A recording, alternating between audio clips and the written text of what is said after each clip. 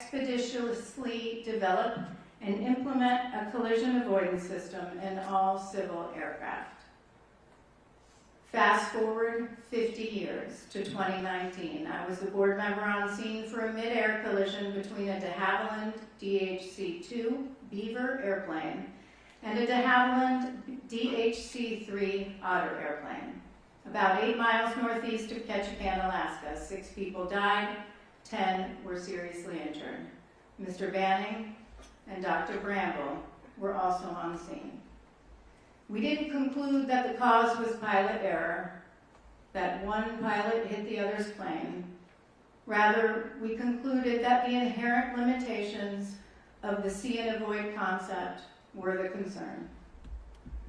The similarities between the mid-air collisions we investigated 50 years ago in 1969, in Ketchikan in 2019, and in DCA, near DCA in 2025 are chilling.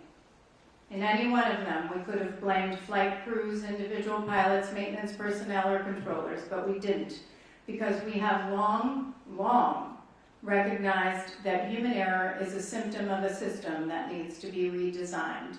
That is a quote from Professor Nancy Levison. When Spaceship Two broke up during a test flight in 2014, our probable cause didn't cite human error, but scaled composites' failure to consider and protect against the possibility that a single human error could result in a catastrophic hazard. And in 2022, when an Amtrak train derailed after hitting a dump truck that was blocking a grade crossing in Mendon, Missouri, we didn't blame the driver. We found the design of the crossing was significantly flawed. It reduced drivers' ability to see approaching trains and made stopping difficult for heavy trucks. That enabled Governor Parsons to address not only the safety of that grade crossing, but make improvements to 49 others across Missouri, saving countless lives. Steve Wallace, the former director of the FAA Office of Accident Investigations, was interviewed in 2023 to mark the 20th anniversary of the Space Shuttle Columbia disaster. After the Columbia disintegrated upon re-entry to Earth, killing all 7 astronauts on board, the NTSB was heavily involved in the investigation. In fact, one of our leading aerospace engineers who actually did the structural work for this investigation did the work on Columbia with NASA. Steve was a member of the Columbia Accident Investigation Board. In the interview, he cites a lesson he learned from our investigators. Quote, NTS people have a saying that when you find the human error, that's not the end of the investigation, that's the beginning of the investigation. What is the true root cause? The root cause is the thing that you have to change so it doesn't happen again. Commercial aviation embraced the same shift in root cause analysis, and the results were powerful. In fact, they challenged the NTSB to do better when we only focused on human error back in the 1970s and before that. And as a result, flying became safer. Before this tragedy occurred on January 29, 2025, the U.S. aviation system was experiencing a record level of safety. That is the power of taking a systems approach, which is based not on speculation, but on decades of research, evidence, and our own investigations, where the lessons learned turned into lives saved.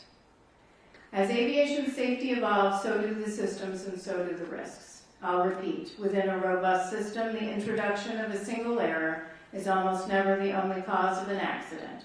Rather, several barriers of defense must fail for the error to lead to an accident.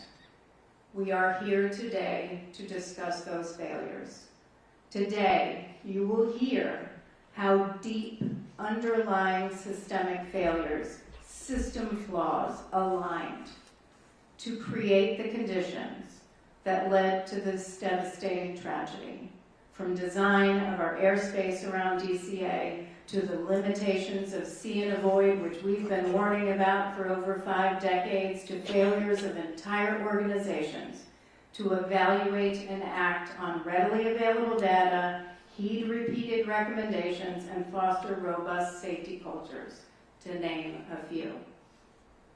Months ago, I received a letter from someone sitting in this audience today whose fiance was aboard 5342. In that letter, he challenged us to, quote, leave no stone unturned, ask the hard, uncomfortable questions that will ruffle feathers, and let no one obfuscate or delay the truth. I assure you, we did just that. You will see today that we left no stone unturned. We asked the hard, uncomfortable questions that ruffled feathers, and we got to the truth. Our work, however, doesn't end today, as Member Inman stated, with the issuance of a final report.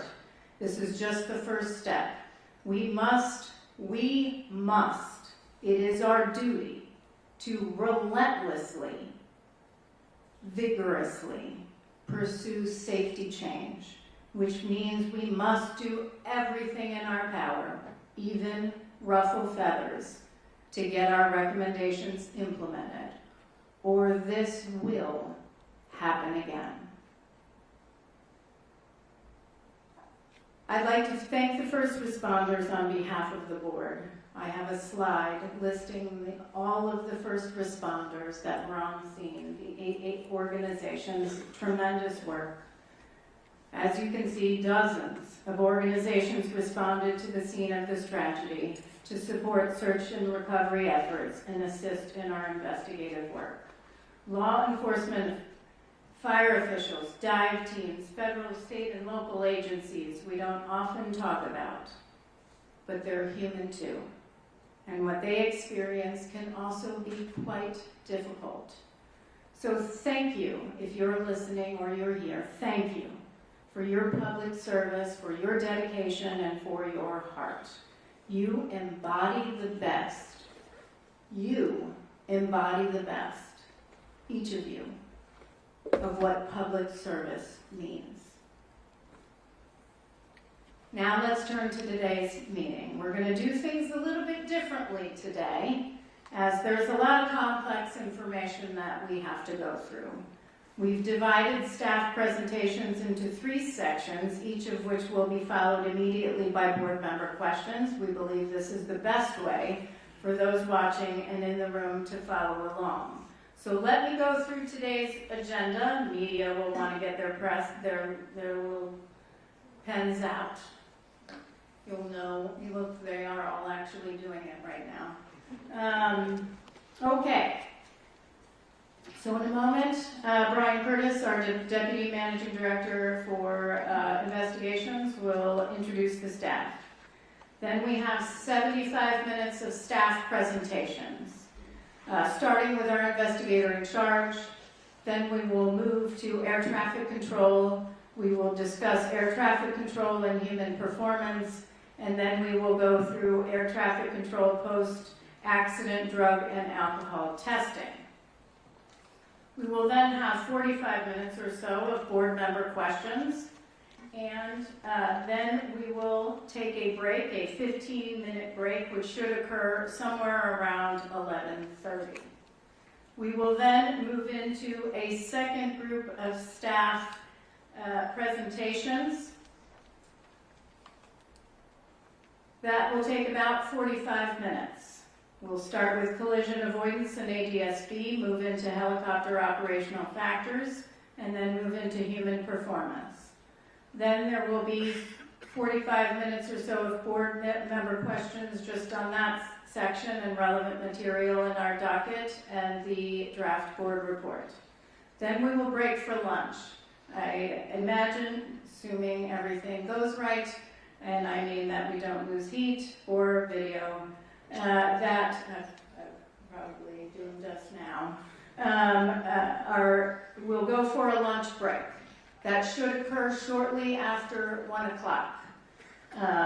We'll have an hour for lunch. I want to make sure that our staff, most importantly, has the break they need to eat, to get water or Gatorade, and to regroup before the next portion of the board meeting. So after lunch, we'll come back around a little bit after 2 o'clock. Then we'll go through staff presentations focused on safety management systems, safety culture, and safety data. After that, we'll have board member questions focused just on that portion, on that presentation and relevant material in the docket and the board report. Then we'll go to a 15-minute break. That should be slightly after 3 o'clock. And then we'll go through the proposed findings, the proposed probable cause, and the proposed recommendations, as well as the draft report. Mr. Curtis will be supplied with a lot of water because he will be doing a lot of reading, from what I understand. His reading alone on the findings, probable cause, and recommendations in total will take about an hour and 10 minutes. That's not even considering the time that we'll have for deliberation. We have numerous findings and numerous recommendations. And after that, I'll have a brief closing statement, and then we'll adjourn. Okay, so I'll now turn it over to Mr. Curtis, our Deputy Managing Director for Investigations, to introduce the NTSB team. Thank you. Good morning, Chair, and good morning to the board.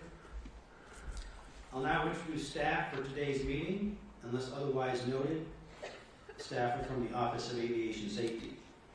In the front row to my right, Tim LeBaron, Director for the Office of Aviation Safety.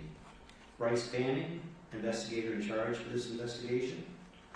Brian Soper, Air Traffic Control. Dr. Catherine Wilson, Air Traffic Control and Human Performance. Dr. Tarang Kayagil, Medical from the Office of Research and Engineering. Behind me in the second row, left to right, Jennifer Adler, Director for the Office of Safety Recommendations and Communications. Tom McMurray, General Counsel for the NTSB. Carl Schultheis, Vehicle Performance Chief from the Office of Research and Engineering. Allison Diaz, Report Writer. Sarah Lewis, Air Traffic Control. And Marie Moeller, Aircraft Performance from the Office of Research and Engineering. And in the third row, left to right, Olivia Fowler, Audiovisual for today's meeting. Chihoon Shin, Helicopter Operations. Mike Richards, Meteorology. John O'Callahan, Aircraft Performance from the Office of Research and Engineering. And Nathaniel Hoyt, Recommendations from the Office of Safety Recommendations and Communications. Additional staff present to answer questions from the board today: Captain Van McKinney, Helicopter Operations. Dr. Janet Price, Safety Data from the Office of Research and Engineering. Dr. Bill Bramble, Human Performance. Michael Portman, Recorders from the Office of Research and Engineering. Caleb Wagner, Systems. Captain Rocky Stone, Airplane Operations. And Dr. Lauren Groff, Safety Data from the Office of the Managing Director. The presentations will begin now with an investigation overview by the investigator in charge, Bryce Banning. Mr. Banning.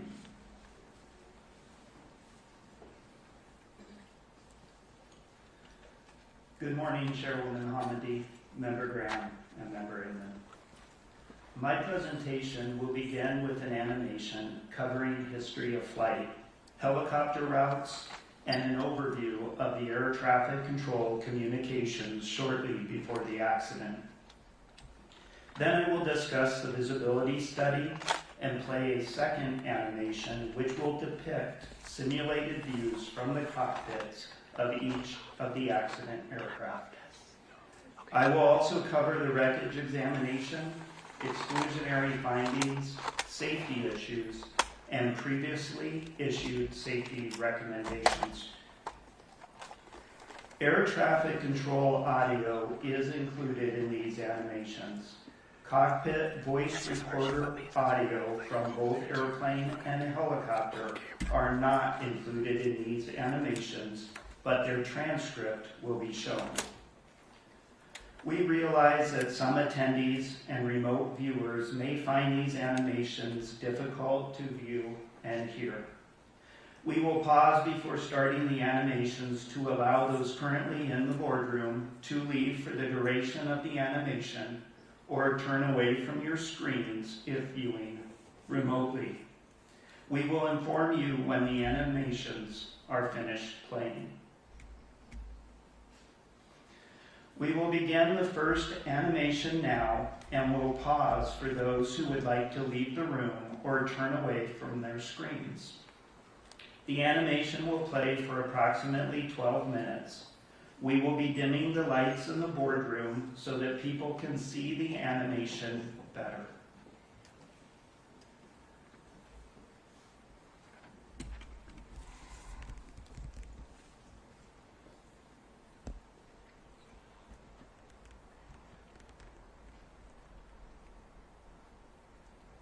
On January 29, 2025, about 8:48 p.m. Eastern Standard Time, a Sikorsky UH-60 Lima helicopter operated by the United States Army and a PSA Airlines CRJ-700 collided in flight approximately 1/2 mile southeast of Ronald Reagan Washington National Airport, or DCA. The 2 pilots, 2 flight attendants, and 60 passengers on board the airplane, and all 3 crew members on board the helicopter were fatally injured. The military helicopter flight originated from Davison Army Airfield, Fort Belvoir, Virginia. The flight was an annual evaluation for the pilot with the use of night vision goggles. The airplane was operated by PSA Airlines, doing business as American Airlines Flight 5342, a scheduled domestic passenger flight under Title 14 of the Code of Federal Regulations, Part 121, from Wichita, Kansas to Washington, D.C. Night visual meteorological conditions prevailed at the time of the accident.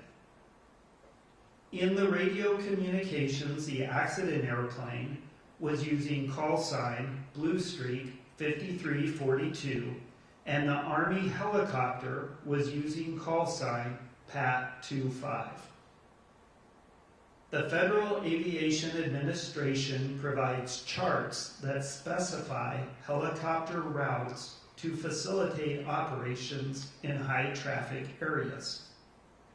The helicopter routes have no defined lateral boundaries, but they do have maximum altitude limits. The helicopter routes are depicted by a blue line on the Google Earth image. Helicopter Route 1's western section begins in Cabin John, Maryland, and follows the Potomac River southeast to Washington, D.C., through the Tidal Basin and the Washington Channel to Haines Point, and then turns east along the Anacostia River. At the time of the accident, helicopter Route 4 intersected Route 1 at Haines Point and continued south along the Potomac River's eastern shore past DCA and the Wilson Bridge. North of Chain Bridge, the maximum altitude is 1,300 feet. Between Chain Bridge and Key Bridge, the maximum altitude is 700 feet. Between Key Bridge and Memorial Bridge, the maximum altitude is 300 feet, and south of Memorial Bridge to the Wilson Bridge, the maximum altitude is 200 feet. At 8:33 p.m., 15 minutes before the collision, Pat 25 requested permission to travel from Cabin John along Helicopter Route 1 to Helicopter Route 4 to Davison Army Airfield. The DCA local controller approved the request.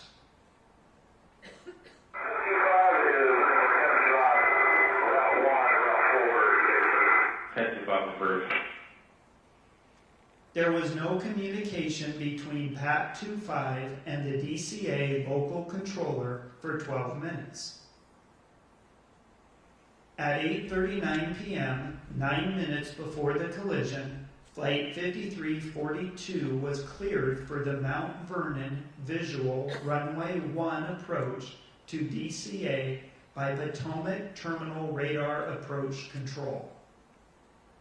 Select in-cockpit communications between the instructor and the pilot in PAT 25, primarily about altitude, will be shown on a black background in the animation.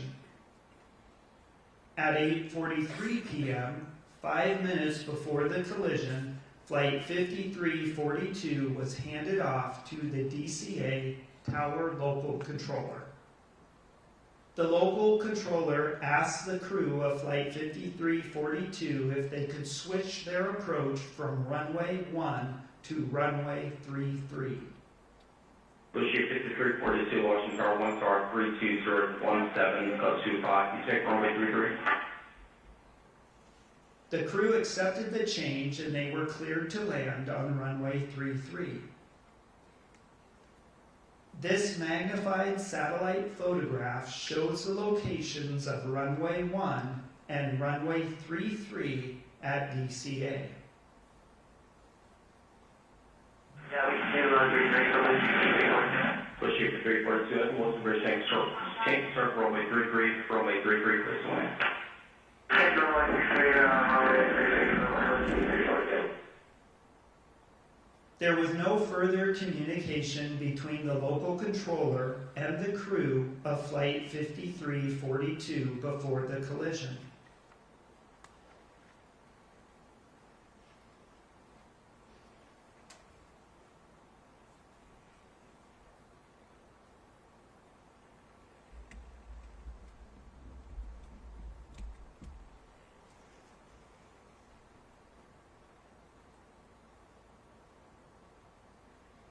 This animation shows aircraft in the vicinity of DCA for the 3 minutes before the collision. The local control and helicopter control positions were combined, and the local controller was communicating with 6 airplanes and 5 helicopters. Communications took place on an airplane radio frequency and a helicopter radio frequency. The local controller was broadcasting on both the airplane and helicopter radio frequencies, but airplane communications were only heard in other airplanes, and helicopter communications were only heard in other helicopters. The animation includes air traffic control audio for both the airplane and helicopter frequencies. A transcript of the controller communications will appear in the upper left, and the local controller will be indicated on the map. A transcript of aircraft communications will appear in the lower left, and the aircraft call sign will be highlighted on the map. The controller was also communicating with aircraft outside the bounds of this map, which will be indicated. The accident helicopter is shown in orange with the label PAT 25, and the accident airplane is shown in magenta with the label PSA 5342. Jet 17,000, 1 star 32015, traffic 2 miles, no delay, runway 1 for signal. Clear takeoff, runway 1, no delay, Jet 789. Flight Jet 1, rush for change for good night. Flight 25, Washington. Washington, American 3130 with your runway 1. American, starting 130, Washington Tower 1 star 31014, plus 25, runway 1, clear to land. Check for the car, make the car approach arrival. Okay, clear to land, runway 1, starting 313.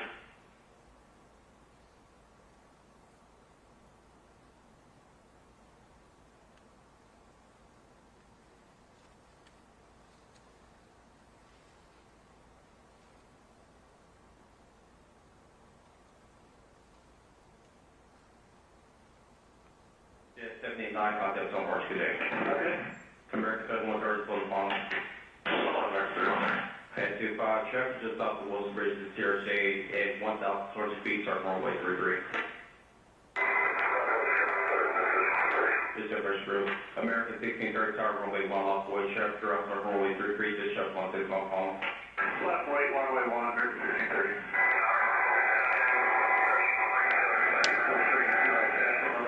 Most of stand by. Issue 5307, keep rolling out to November, ground floor 7 today. November 307.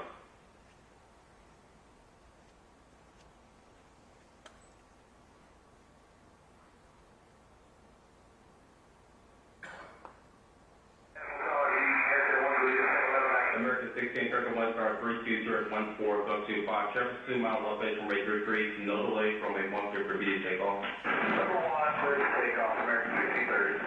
Most 70 plus. Most of you said Rockford zone 6. Most 7 bird.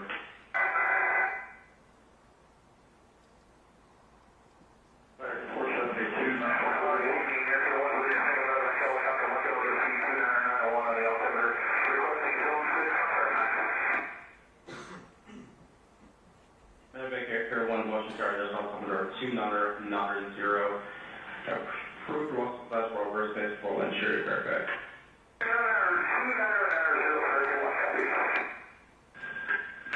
Taxi 5, is CRJ in flight? Taxi 5, Pathfinder is CRJ. Yes, sir.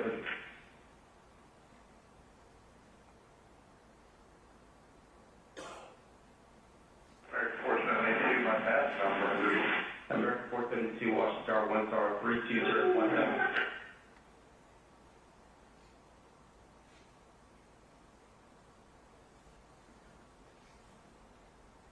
The following video shows the airplane and helicopter leading up to the point of collision. The video was recorded by a camera located near the approach end of runway 33 at DCA, oriented to the south. The video shows the night lighting conditions and the appearance of the aircraft lights against the cultural lighting of the city. Aircraft lined up on approach to DCA can be seen in the right corner of the screen. The flashing lights identify the touchdown zone of runway 33's landing threshold. Flight 5342 is visible in the upper left corner as it approaches runway 33. Pat 25 appears from the left side of the screen, moving to the right as the two aircraft cross flight paths.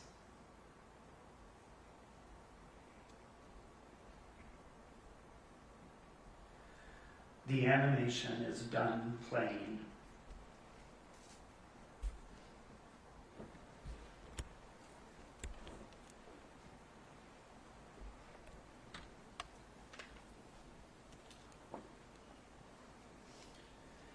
A visibility study documents the location, size, and movement of other aircraft in each respective pilot's field of view, and how the aircraft structure might limit that field of view. Human performance investigators can determine how conspicuous each aircraft would be to the flight crew and how that impacts their see and avoid task. The visibility study faced additional challenges due to the night conditions and use of night vision goggles by the helicopter crew. As we will discuss, it is difficult to accurately represent how the night lighting or cultural lighting looked to the crews at the time of the accident. Investigators documented the cultural lighting around DCA in a series of night observation flights conducted on March 27th and 28th of 2025. We chose these observation dates to replicate the conditions on the night of the accident. Crews flew the accident flight paths individually using exemplar aircraft, which were observed by human performance, operations, and air traffic control investigators. We recorded the view in both videos and photos from each aircraft, the air traffic control tower, and on the ground. This documentation was used to determine which available flight simulator program best represented the cultural lighting at the time of the accident and informed the human performance analysis. Shown is a video frame recorded from the cockpit of the CRJ night observation flight when turning onto final for runway 33. This captures a view of the cultural lighting in the DC area. However, no device records exactly how the human eye sees a scene. These types of images from various recording devices and the impressions of the human performance, operations, and air traffic control investigators from the night observation flights were used together to inform the analysis of the difficulty of the see and avoid task. The visibility study recreates the view from the cockpit and includes what the airplane structure would obscure.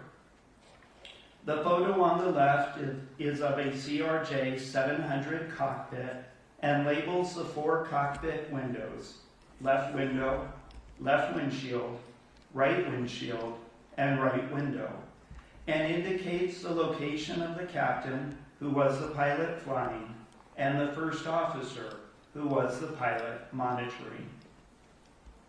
The image on the right shows the field of view of the captain looking forward through the left windshield. The light gray mask indicates how the structure of the airplane would have obscured some of the view.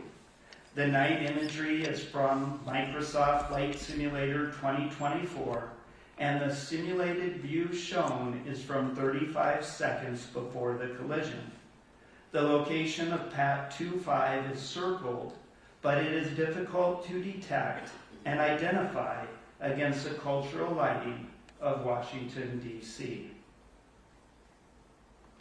The left photo shows the helicopter cockpit and labels the left window, left windshield, center windshield, right windshield, and right window, and indicates the location of the pilot, who was the pilot flying, and the instructor pilot, who was the pilot monitoring. The image on the right shows a view of the instructor pilot in the right seat looking forward. In addition to the aircraft structure, the image on the right includes a mask of the night vision goggle view looking straight ahead. While the NVGs are binocular, the brain merges the image into a single circular view. In this image, the NVG view is shown as white phosphor, but the animation will show a green phosphor display. Both types of NVGs were available to the crew. This image is from 19 seconds before the collision, and the location of the CRJ is circled. While the location, size, and movement of each aircraft in a pilot's field of view is accurate, there are important limitations to the visibility study, including: first, the accuracy of the cultural lighting. You will see in the animation that some landmarks are unrealistically bright. Additionally, not all of the aircraft south of the Wilson Bridge were visible in the simulation. Secondly, the accuracy of the external lighting on each aircraft, which affects how visible it is against the cultural lighting. The CRJ 700 model for Microsoft Flight Simulator 2024 did not have functional external lighting, so a model of a Boeing 737 was used instead. The differences in the appearance of these airplanes at night is insignificant until just before the collision. Lastly, the accuracy of the night vision goggle view. The goggles are shown stationary, and the pilot's head does not move or scan. The imagery also does not include additional light sources that night vision goggles would show more brightly, such as stars. We will begin the second animation now, and will pause for those who would like to leave the room or turn away from their screens. The animation will play for approximately 8 minutes.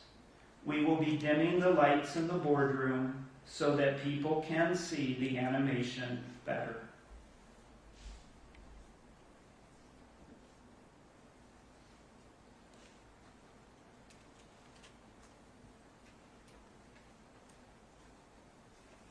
This animation presents a simulated view from the right seat of the helicopter.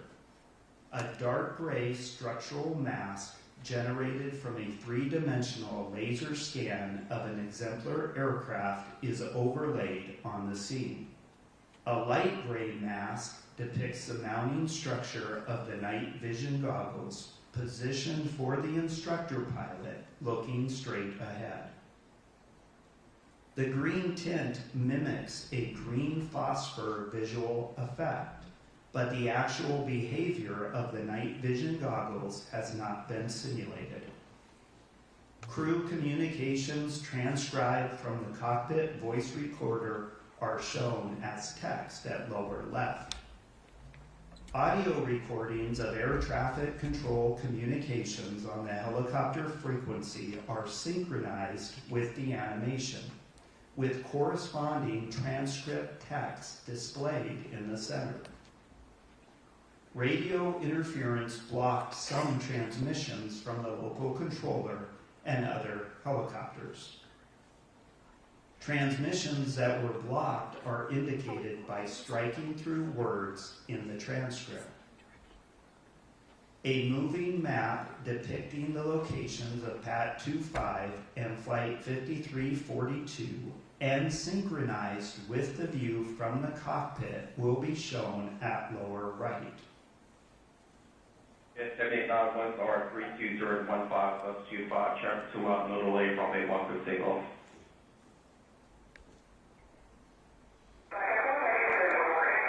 Flight 1 rush for change for good night.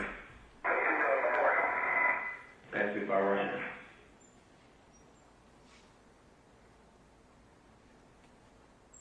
American 3130 Washington Tower 1 star 31014 plus 25, runway 1 clear to land. Check with the car, mid park rush arrival.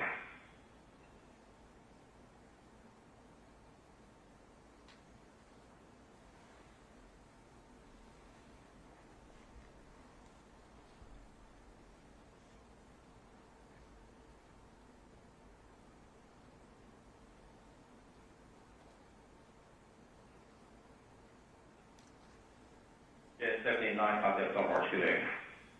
American 7130 close phone. Head 25, check, just off the Wilson Bridge to CRJ at 1,200 feet, start runway 33. This is Fresh Group. American 1630 Tower, runway 1 left, boy, check, throughout start runway 33, this check 16 phone.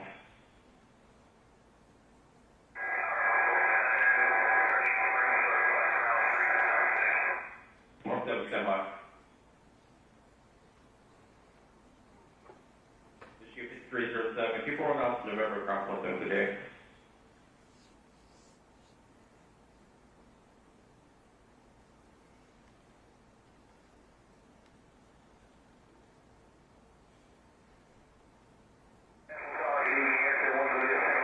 American 1631 star 32014 bus 25, Trevor 2 mile elevation rate 33, no delay from a 1 clear for B to take off. 1 7 surplus.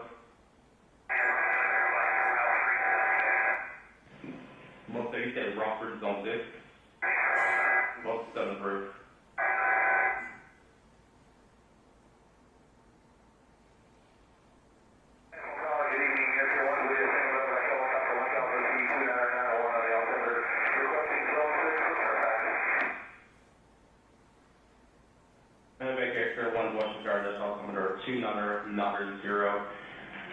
Approved Ross Class Rover Space for Lynn Sherry Fairfax. 290, 290, 25, is DRJ invite. 25, F1 is DRJ. Yes, sir.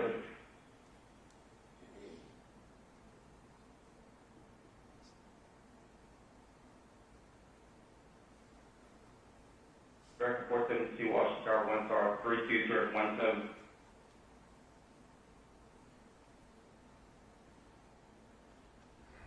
This animation presents a simulated view from the right seat of the CRJ. A dark gray structural mask generated from a three-dimensional laser scan of an exemplar aircraft is overlaid on the scene. Crew communications transcribed from the cockpit voice recorder are shown as text at lower left. Audio recordings of air traffic control communications on the airplane frequency are synchronized with the animation, with corresponding transcript text displayed at lower right. A moving map depicting the locations of both aircraft synchronized with the view from the cockpit is shown at upper left. Jet 78 1 star, 32015 plus 25, traffic 2 miles, no delay, runway 1 for single. Clear takeoff, runway 1, no delay, Jet 789. Flight Jet 1, rush for change for good night. Pass 25, Washington. Washington, American 3130 with you, runway 1. American 3130, Washington Tower, 1 star, 31014 plus 25, runway 1 clear to land. Check with the park, mid park rush arrival. Okay, clear to land, runway 1, American 3130.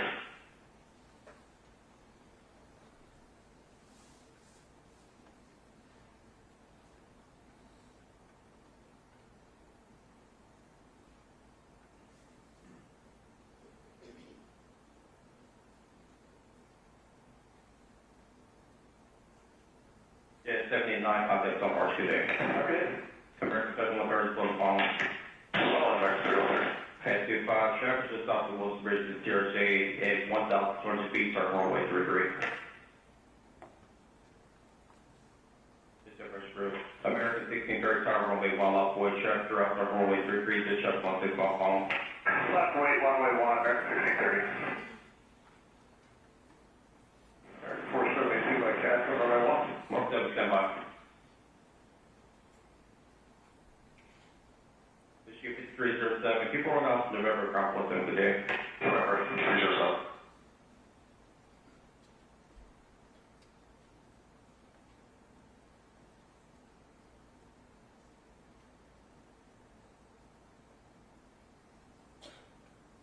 American 1631, star 32014, plus 25, traffic 2 mile elevation, runway 33, no delay, runway 1 clear for B to take off. Number 1, clear to take off, American 1630. 17 plus. Most of you said Rockford zone 6. 7 for.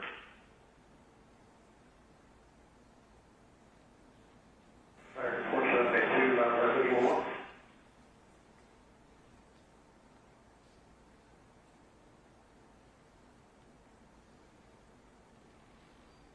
Medevac Air 1 Washington Tower, that's all coming to 290. Approved Ross Class Rover Space for Lynn Sherry Fairfax.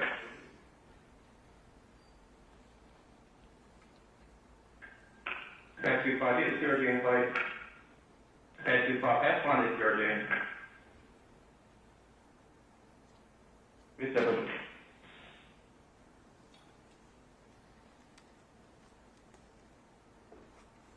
American 4782 by pass, American 472, Washington Tower, 1 star, 32017.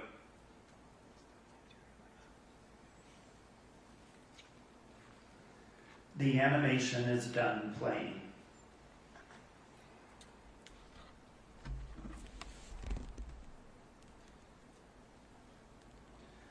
The wreckage of both aircraft were located in the Potomac River in water depths ranging between 1 to 8 feet, depending on location and tidal conditions.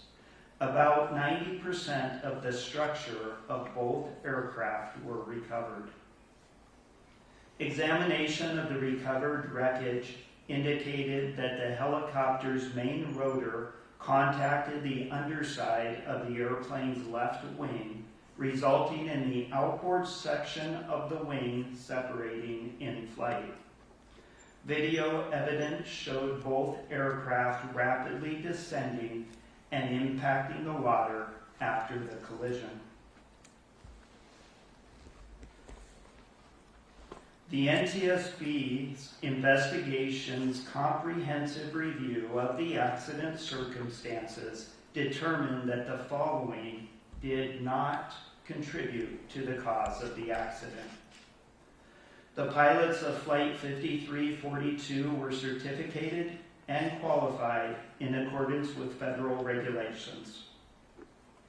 The pilots of Flight 5342 were medically qualified for duty, and available evidence does not indicate that they were impaired by effects of medical conditions or substances at the time of the accident.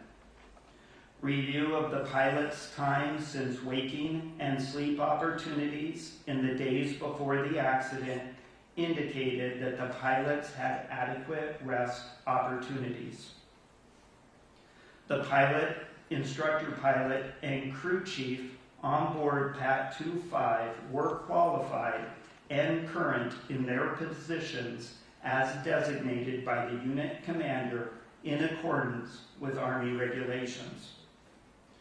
The pilot, instructor pilot, and crew chief were medically qualified for duty, and available evidence does not indicate that they were impaired by effects of medical conditions or substances at the time of the accident.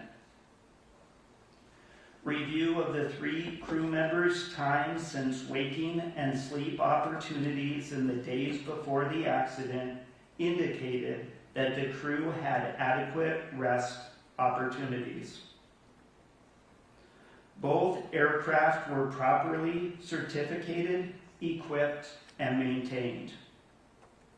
The operations supervisor and 4 controllers who were working in the DCA Air Traffic Control Tower cab at the time of the accident were certificated and current in accordance with federal regulations. The local controller, assistant local controller, and operations supervisor were medically qualified for duty, and available evidence does not indicate that they were impaired by effects of medical conditions at the time of the accident. Review of the local controller, assistant local controller, and operations supervisor's time since waking and sleep opportunities in the days before the accident indicated that the controllers had adequate rest opportunities. A review of observations recorded throughout the night of the accident revealed no evidence of any local atmospheric pressure anomalies that would have impacted barometric altimeter readings. The investigation explored multiple safety issues. The design of the Washington, D.C. area helicopter routes and operators' understanding of the route structure and limitations. Air traffic controller workload, position combining, and communications practices. The extensive use of pilot-applied visual separation and the inherent limitations of see and avoid. Deficiencies in FAA safety culture and post-accident drug and alcohol testing. The limitations of the traffic awareness and alerting systems on board both aircraft. And shortcomings in FAA and U.S. Army safety assurance and risk management processes, including lack of proactive data sharing and analysis to identify and mitigate mid-air collision risk. Early in the investigation, the NTSB found insufficient separation between helicopter traffic on Route 4 and aircraft landing on runway 33 and recognized an alternate route for helicopters was needed to prevent a mid-air collision. As a result, the NTSB issued 2 urgent safety recommendations on March 11, 2025. The first recommendation asked to prohibit operations on helicopter Route 4 between Haynes Point and the Wilson Bridge when runways 15 and 33 were being used at DCA. The second recommendation asked to designate an alternative helicopter route that could be used to facilitate travel between Haynes Point and the Wilson Bridge when that segment of Route 4 was closed. Immediately following the accident, the FAA implemented temporary airspace restrictions around DCA. On March 14, 2025, the FAA removed from helicopter route charts the section of helicopter Route 4 between Haynes Point and the Wilson Bridge. Additionally, the FAA prohibited use of DCA runways 1533 and 422 during specific limited helicopter operations in the vicinity of DCA. What we found about helicopter route design was that airplane pilots were unaware of the possible conflict between helicopter routes and approach and departure corridors at DCA. Pilots were not aware of these conflicts because the current aeronautical charts do not provide adequate information. This is not unique to DCA. Lastly, the FAA was unable to provide documentation of the required annual reviews for the Baltimore-Washington helicopter route chart. As a result, staff has proposed 5 recommendations to the FAA in this area. The following 3 slides list the names of the NTSB staff that supported the accident investigation.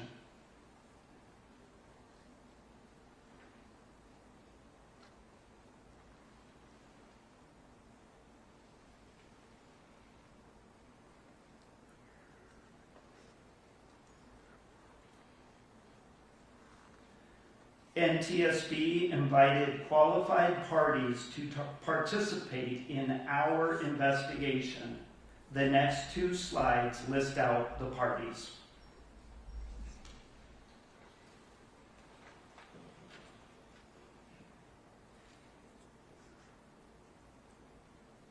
In accordance with the provisions of Annex 13 to the Convention on Civil Aviation, the Transportation Safety Board of Canada, representing the state of design and manufacture of the airplane, provided an accredited representative. Technical advisors from Transport Canada and MHIRJ Aviation participated in the investigation. Staff will be giving presentations on the following topics: air traffic control, human performance as it relates to air traffic control, and the FAA's post-accident drug and alcohol testing of air traffic controllers. A discussion will follow these presentations. Then presentations will be provided for automatic dependent surveillance broadcast, or ADSB, and collision avoidance systems, helicopter operations, and human performance as it relates to both aircraft. A discussion will follow these presentations. Lastly, we will have a presentation on safety data and safety management systems, followed by discussion rounds. Chairwoman Hamidi, This concludes my presentation. Mr. Soper will now discuss air traffic control. Good morning. My presentation will discuss the airspace surrounding DCA, helicopter Route 4, formation and activities of the DCA ATC Tower Helicopter Working Group, the DCA Tower Facility Level Classification, traffic management challenges at DCA, combining of local and helicopter control positions, use of visual separation, traffic advisories, ATC safety alerts, and positive control. The airspace surrounding DCA is uniquely complex, being a Class B airspace that includes the Washington, D.C. Special Flight Rules Area, or SFRA, Flight Restricted Zone, or FREEZE, as well as prohibited areas. The tower's delegated airspace at DCA is also more expansive than that seen at similar airports, covering more than 520 square miles and containing extensive helicopter operating areas and routes charted on the Baltimore-Washington helicopter route chart. Helicopter Route 4 was established in 1986 in the first edition of the Baltimore-Washington helicopter route chart and had changed very little since that time. Helicopter Route 4 was one of several chartered routes designed for the transition of helicopters through the DCA Class B airspace. The Route 4 design had always posed a proximal conflict to the runway 33 approach corridor and runway 15 departure corridor, but it would continue to be used through the years. The routes were never procedurally separated, meaning there were no written procedures in place to ensure that when applied, aircraft would be automatically separated by a required minimum. While we learned from the FAA during the investigative hearing that these routes were never constructed to provide or ensure separation, we also learned that there was a lack of clear and consistent understanding and varied interpretations across user groups.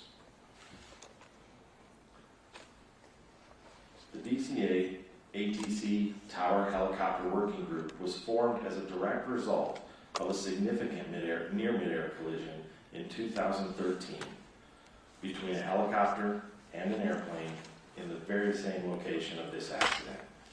The working group was composed of ATC personnel from DCA Tower only, with local helicopter operators being invited as necessary to address identified safety concerns as they arose. The working group proposed several recommendations to the FAA, including one to remove or relocate Route 4 in order to deconflict with the runway 33 approach corridor and runway 15 departure corridor, as well as the addition of hotspots to aeronautical charting to bring awareness to pilots about the increased risk potential when operating in these areas of the proximity events. The FAA chose not to act on the working group's recommendation to remove or relocate Route 4.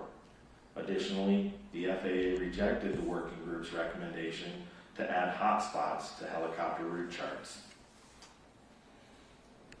In 2018, due to a change in the method in computing facility-level traffic counts, DCA Tower was downgraded from a Level 10 to a Level 9 facility. The FAA declined to provide detailed criteria or the metrics used to establish DCA's facility level, but information available suggested that total traffic count was the driving factor in determining facility levels in general. Staff feel that there was an inadequate consideration given to airspace, airport, and operations complexity in the downgrading of DCA's tower facility level, and negatively impacted facility health as they experienced an inability to retain or recruit the experience level needed in control staff. In addition, no consideration appeared to be given to the high cost of living in the DC area, with a 15% difference in pay between levels 9 and 10, the biggest salary gap between any two air traffic control facility levels.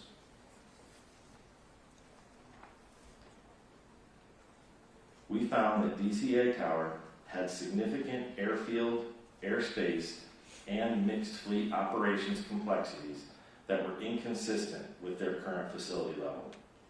We also found that aside from the traffic count alone, FAA provided no evidence that operational complexities or cost of living were considered in their criteria for establishing air traffic control facility levels. Staff have proposed 2 recommendations to the FAA in this area. According to public records, as of 2023, and reportedly still accurate today, DCA had the busiest single runway in the national airspace system. Total operations exceeding those documented at airports including Chicago O'Hare, Los Angeles, Dallas-Fort Worth, and LaGuardia. DCA was a capacity-constrained airport, and their traffic flow was largely managed through airport arrival rates, miles and trail spacing, and slot controls. Making this management more difficult was the limited surface area and complex airfield geometry at DCA that required regular workarounds by ATC in order to avoid delays or gridlock. The FAA used slots to limit scheduled traffic at capacity-constrained airports like DCA, as well as John F. Kennedy International Airport and LaGuardia International Airport in New York. DCA was limited to a maximum of 67 slots per hour, 60 of those by regulation, and an additional 7 allowed by statute. According to post-accident interviews conducted with DCA ATC staff, certain air carriers would routinely front and back load their scheduling into the first half hour and last half hour of a 2-hour block, which resulted in periods of compacted demand. This resulted in DCA reaching total operations of 80 or more per hour at times. DCA slots are allocated in 60-minute blocks. After LaGuardia experienced similar problems, a rulemaking change was adopted that requires their slots to be allocated in 30-minute blocks, providing a more consistent traffic flow.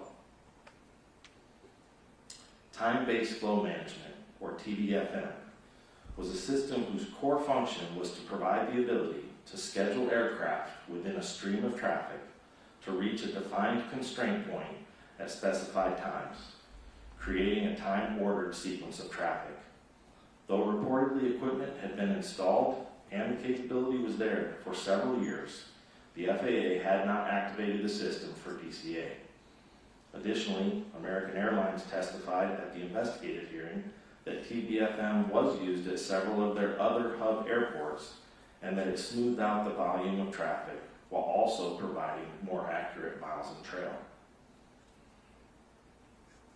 We found that DCA Tower routinely received less than the required miles and trail spacing from the Potomac TRACON, requiring controllers to build spacing to accommodate departures using various methods.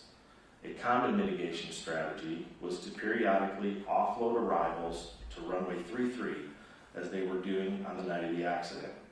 This involved requesting crews that were on approach to land on runway 1 to change their landing runway and circle to land on runway 33 instead. We found that DCA would benefit from established rulemaking similar to that used by LaGuardia, requiring allocation of traffic in 30-minute blocks rather than 60-minute blocks. We also found that time-based flow management would provide DCA Tower with a consistent flow of traffic, more accurate spacing, and greater predictability. We recently learned that Phase 1 of this went operational in October of 2025, with full implementation planned to be completed by March 2026. Staff have proposed 3 recommendations to the FAA in this area. Combining of the control positions is commonplace in air traffic control, and in facilities like DCA Tower, detailed policy guidance is required to reduce the risk by preventing the combining of positions under the wrong circumstances. The policy at DCA regarding staffing of the helicopter control position had changed several times over the years, becoming less restrictive each time. During prescribed hours, the policy went from helicopter control must be open in 2016 and only authorized to be combined with air traffic manager or support manager approval, to 2023 becoming helicopter control must normally be decombined, meaning staffed separately. Then in 2024, it became helicopter control should normally be decombined, and it authorized the positions to be combined at the supervisor or controller in charge level's discretion. The softening in this policy from helicopter control must be open to helicopter control should normally be decombined, with no requirement of a corresponding log entry or rationale, open the policy up for varied interpretation. On the day of the accident, the helicopter position had been open or staffed separately for less than 1.5 hours the entire day, and had been combined with local control for more than 5 hours leading up to the time of the accident. There was no requirement to log the combining of helicopter and control positions, nor any position combination at DCA Tower. Staff have proposed one recommendation to the FAA in this area. We will now show an animation and will pause for those who would like to leave the room or turn away from their screens. The animation will play for approximately 3 minutes. We will be dimming the lights in the boardroom so that people can see the animation better.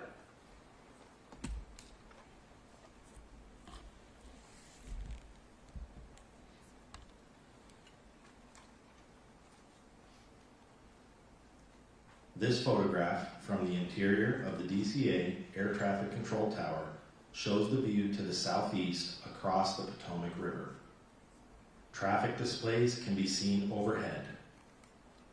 The traffic displays can be moved to suit the needs of the staff in the tower. This animation presents a simulated view from the tower. The point of view was based on the local controller's recollection of his position. The local controller could have changed position or orientation slightly on the night of the accident. The underlying animation was produced by the Federal Aviation Administration Target Generation Facility Simulation Branch.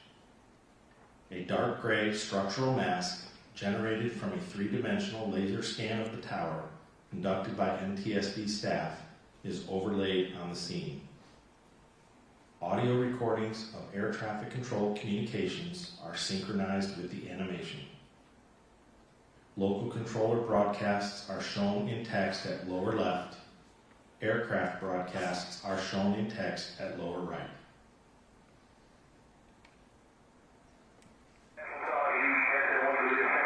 American 16, Circle 1 Star 3214, bus 25, traffic 2 miles elevation, rate 33, no delay from a 1 for B to take off. Circle 1, clear to take off, American 1630. Most 7 request. Most 30 said Rockford Zone 6. Most 7 approved.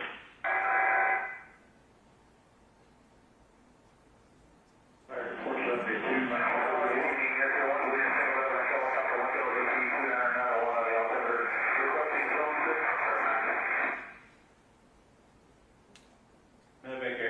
Washington, that's all coming under 2990. Approved Ross Class Robert Space for Lynn Sherry Fairfax.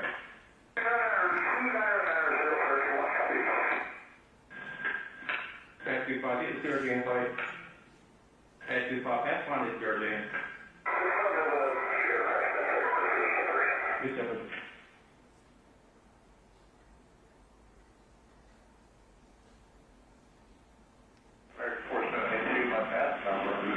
Number 472, Washington Tower 1 Star 2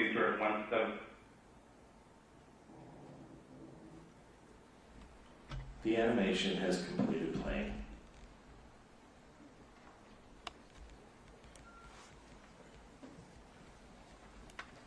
There are 2 types of visual separation. Tower applied, where the tower controller sees the involved aircraft and issues positive control instructions to effect separation.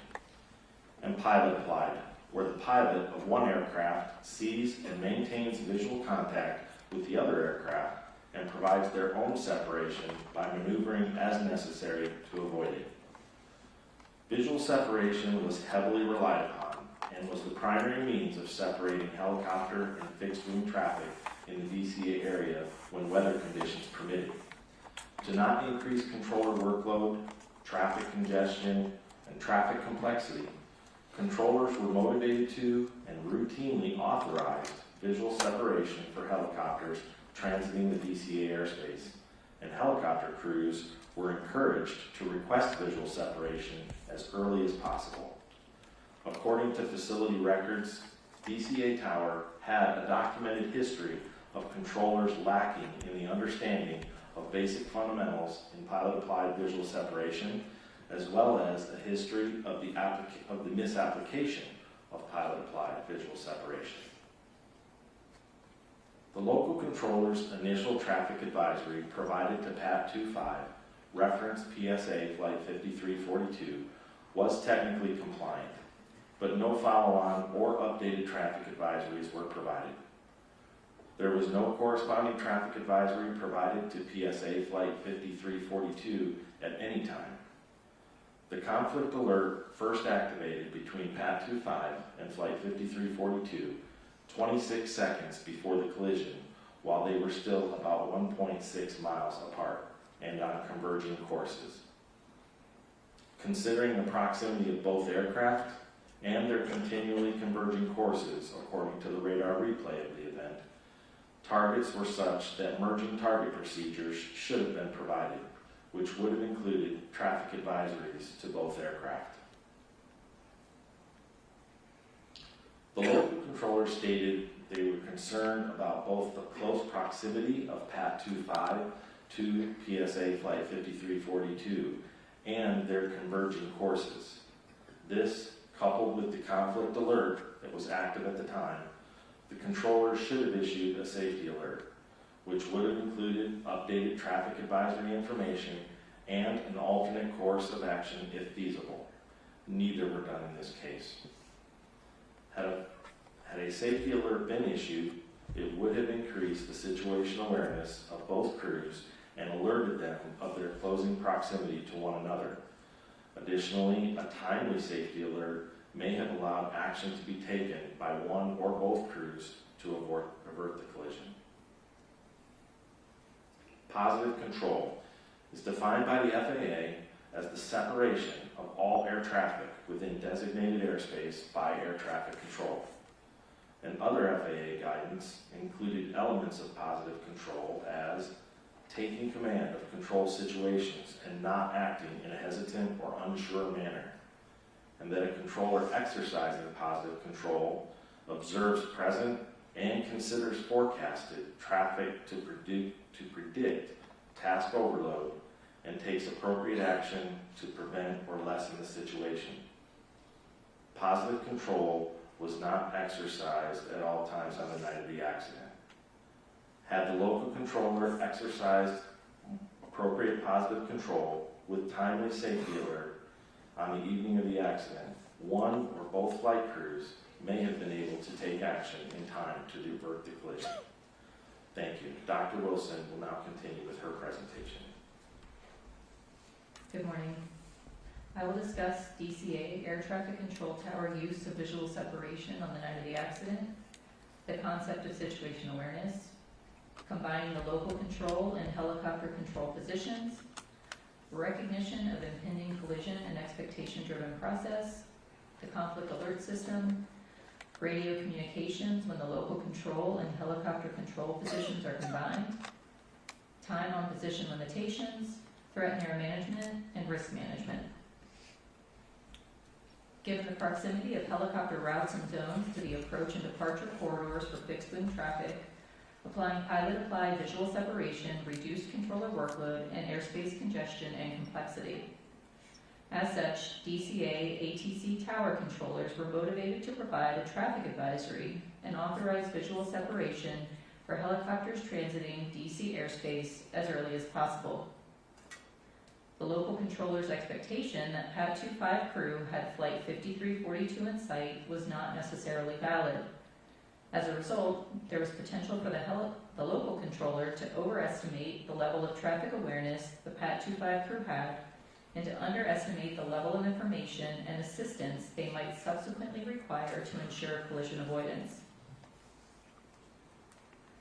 Situation awareness forms a basis for decision making. Situation awareness is not only what the controller is perceiving in the current air traffic situation, but how they interpret that information and use it to project the future state of traffic moving in their airspace. Controllers must maintain awareness of each aircraft they are managing to include, for example, location, altitude, and airspeed, and anticipate where the aircraft will be in the seconds and minutes to follow. A controller's ability to maintain situation awareness is impacted by task and environmental factors, such as their workload and divided attention, and individual factors such as training and experience. As cognitive capacity is reduced, for example with increasing workload due to increasing traffic complexity, traffic volume, and/or frequent radio communications, a controller's ability to maintain situation awareness is reduced. Because the local control and helicopter control positions were combined, the local controller was responsible for coordinating arrivals and departures, as well as VFR helicopter traffic transiting DCA airspace.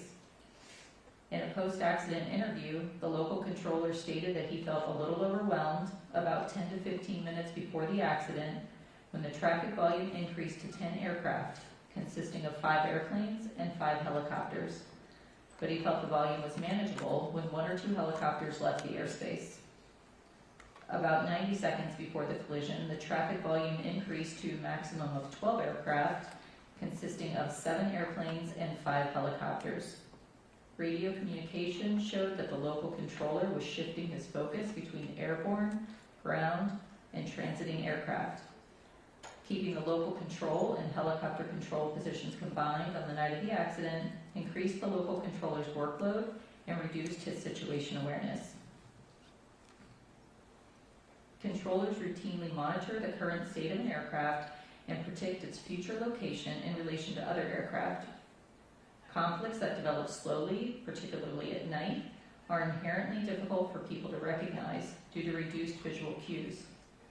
Gradual change can reduce situation awareness and delay recognition.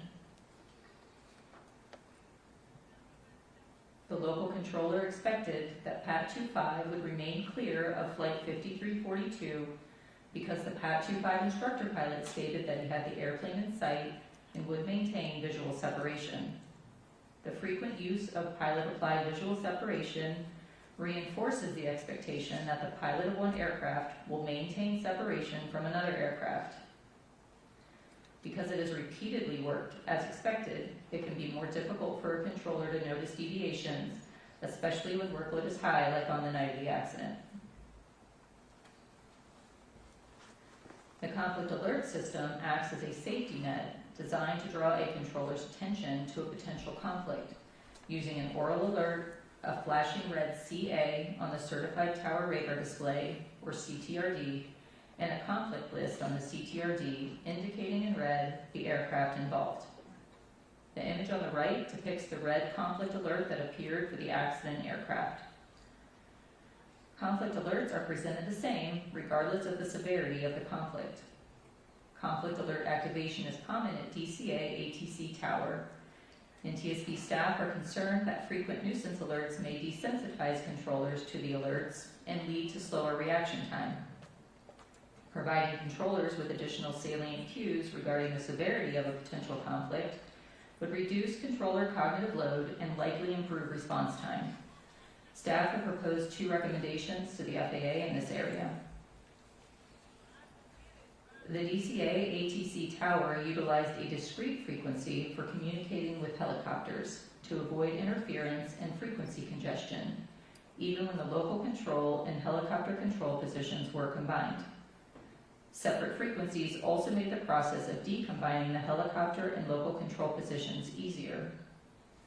When the local control and helicopter control positions were combined, airplane and helicopter pilots could hear all transmissions made by the controller.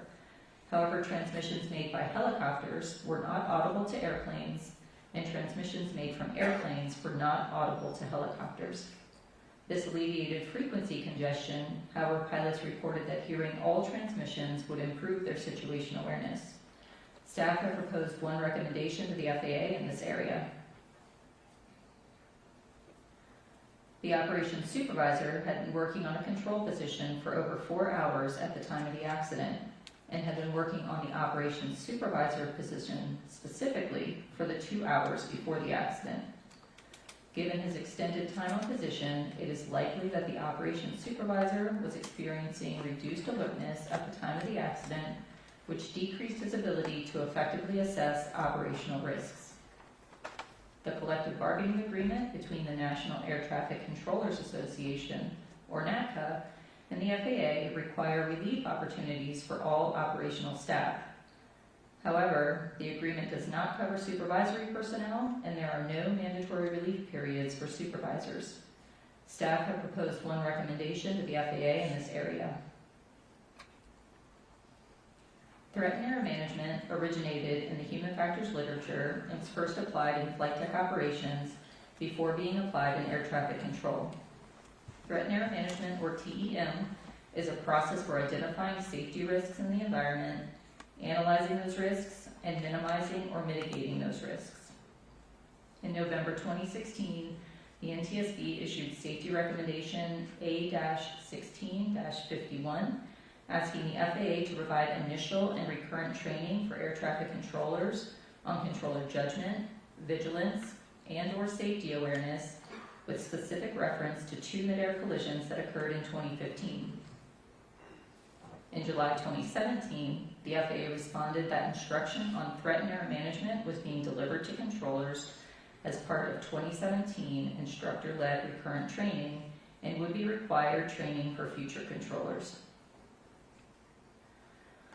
A review of training records for controllers involved in the accident did not indicate that they received TEM training in 2017, nor were controllers familiar with the term threat and error management during post-accident interviews.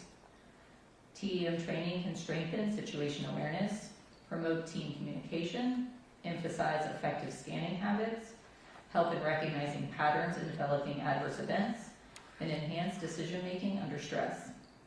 TEM training would also benefit controllers performing supervisory duties who are responsible for overseeing facility operations and making operational decisions, such as when to combine or decombine control positions.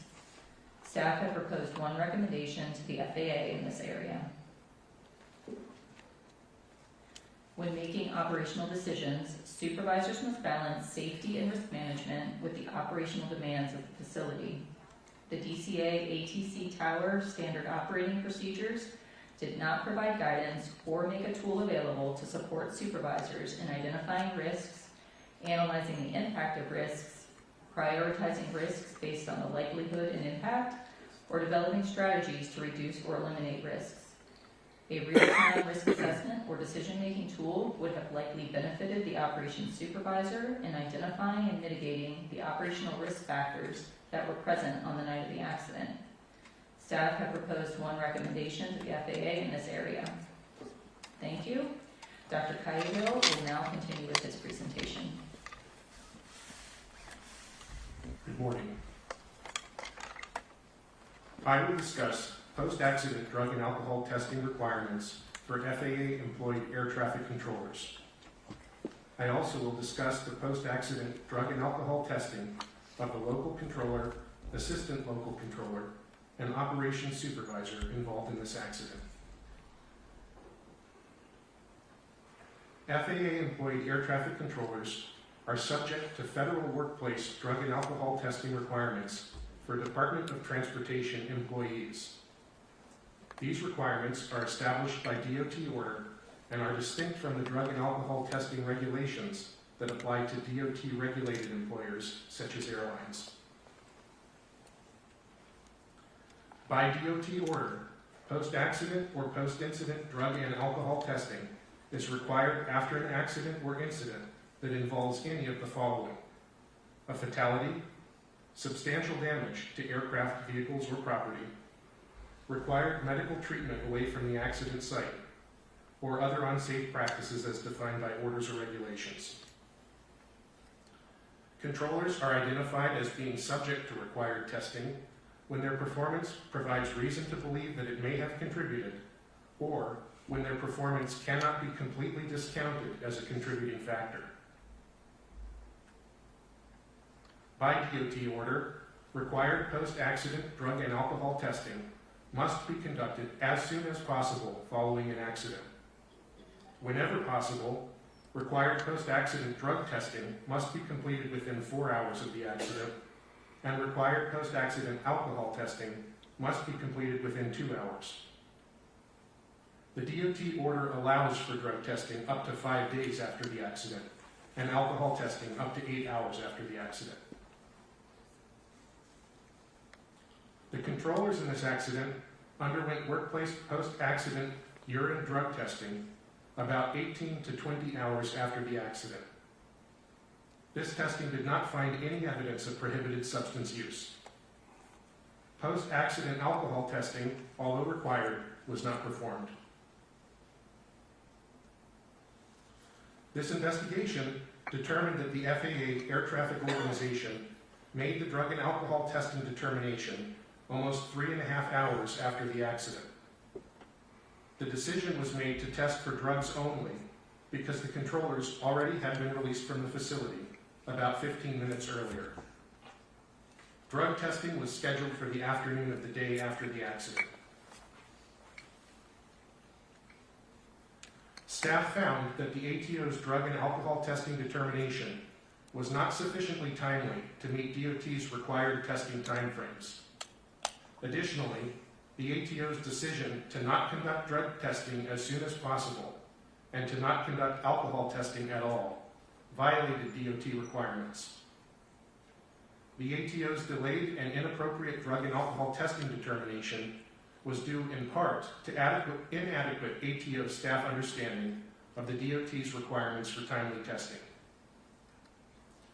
Staff also found that the ATO's initial event response procedures are inadequately designed to meet requirements for timely testing. Because the ATO procedures dictate that the drug and alcohol testing determination be made concurrently with the services rendered telephone conference. The SRT is a management review to assess air traffic services associated with an event and does not take place until after multiple time-consuming administrative and initial investigative actions, including notifying and convening various personnel and preparing audio communications and radar display information for playback. Staff have proposed 2 recommendations to the FAA and 1 to the DOT in this area. This concludes my presentation, and we are now ready to answer your questions.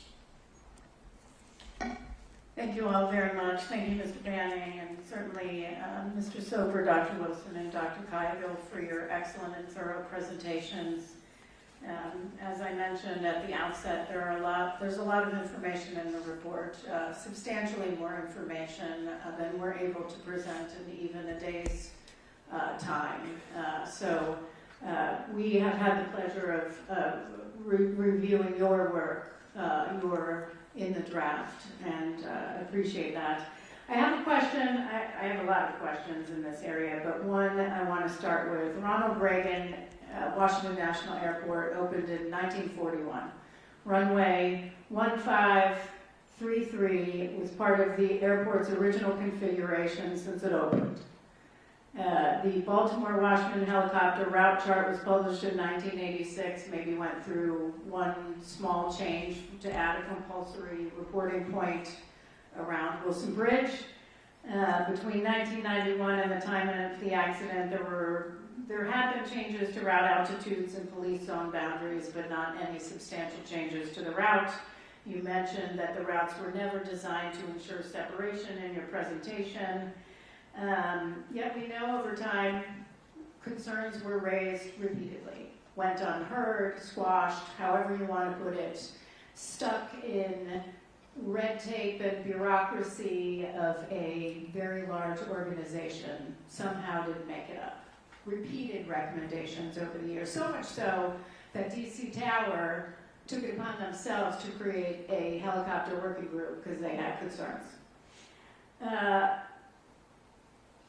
How is it that no one, absolutely no one, in the FAA did the work to figure out there was only 75 feet, at best, 75 feet of vertical separation between a helicopter on Route 4 and an airplane landing on runway 33? How is it nobody, until we did this investigation? That's a great question, and we've asked the same question amongst staff, and that's precisely why we have recommended the assessment of these helicopter routes, not just what was there at the time, but everything that exists today for this airport. They've conducted others, but we're focused on this one right here, so we have recommended that in our recommendations. Yeah, in fact, in our findings of our urgent recommendation report, we stated existing separation distances between helicopter traffic operating on Route 4 and aircraft landing on runway 33 are insufficient and pose an intolerable risk to aviation safety by increasing the chances of a mid-air collision. I'm going to ask Mr. Banning and Mr. LeBaron, your pilots, is there anywhere in our airspace that 75 feet of vertical separation is acceptable?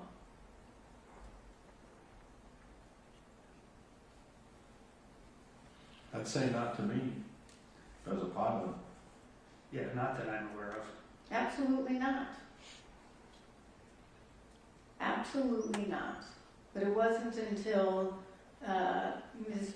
Moeller and others mapped it out, thank you for your work, that we figured it out. Years of nobody listening. Opportunities too.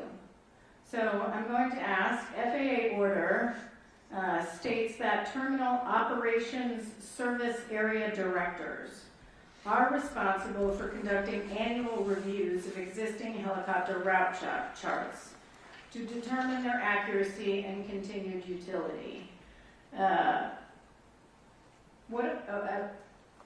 Do we have any evidence that these annual reviews were conducted? No, we do not. We asked for that information, and they were unable to provide that, nor identify the individual that you just named. Right. Since then, it has been changed to the air traffic manager responsible for those, but at the time of this event, it was that individual that you named, and we have no evidence of any of it. Do we even know who the terminal, so we have no idea who the Terminal Operations Service Area Director is for the Baltimore-Washington helicopter route chart? That was the requirement, and the person responsible for conducting these annual reviews at that time. That's correct. We do not know, and as of 2 days ago, the FAA responded in the same manner. They did not either. The FAA had no idea who a terminal, Terminal Operations Service Area Director was. Who was responsible for conducting annual reviews, ensuring the safety of helicopters transiting the airspace around DCA. No idea who that was. Yeah. So we invited an individual to our hearing from the mapping office to our investigative hearing to discuss the route, to discuss annual reviews, and discuss any sort of proposal. Turns out, we learned after the hearing she wasn't the right person to invite. We should have invited this Terminal Operations Service Area Director that nobody at FAA could figure out who that was. Was FAA a party to this hearing? Yes, they were. What is required of parties to the hearing when we come to a hearing? For example, are they part of the planning of the hearing, and would they go through the witnesses and list of witnesses with us and possibly be required to identify when we have the wrong witness? Absolutely. Their responsibility is to advise us on the correct witness for the correct subject area. Did FAA raise this with us at all, that this was not the right person to question at the time? They did not. They actually provided this person to us. They provided this person to us that could not answer any of our questions at the hearing regarding annual reviews, probably because they had no idea who a Terminal Operations Service Area Director was. Thank you. That runs out of my 5 minutes, so turning to member, I'm so sorry, Mike Graham. It's been a long few weeks, hasn't it? I'd like to direct these questions to Mr. Soper, and I'm going to ask you some questions about the primary duties and responsibilities for the different control positions in the control tower as they relate to the DCA ATC tower information outlined in their SOP. As a former controller yourself, I want you to share your perspective on which duty or responsibility is most important for each of the following positions. What would that be for the local controller?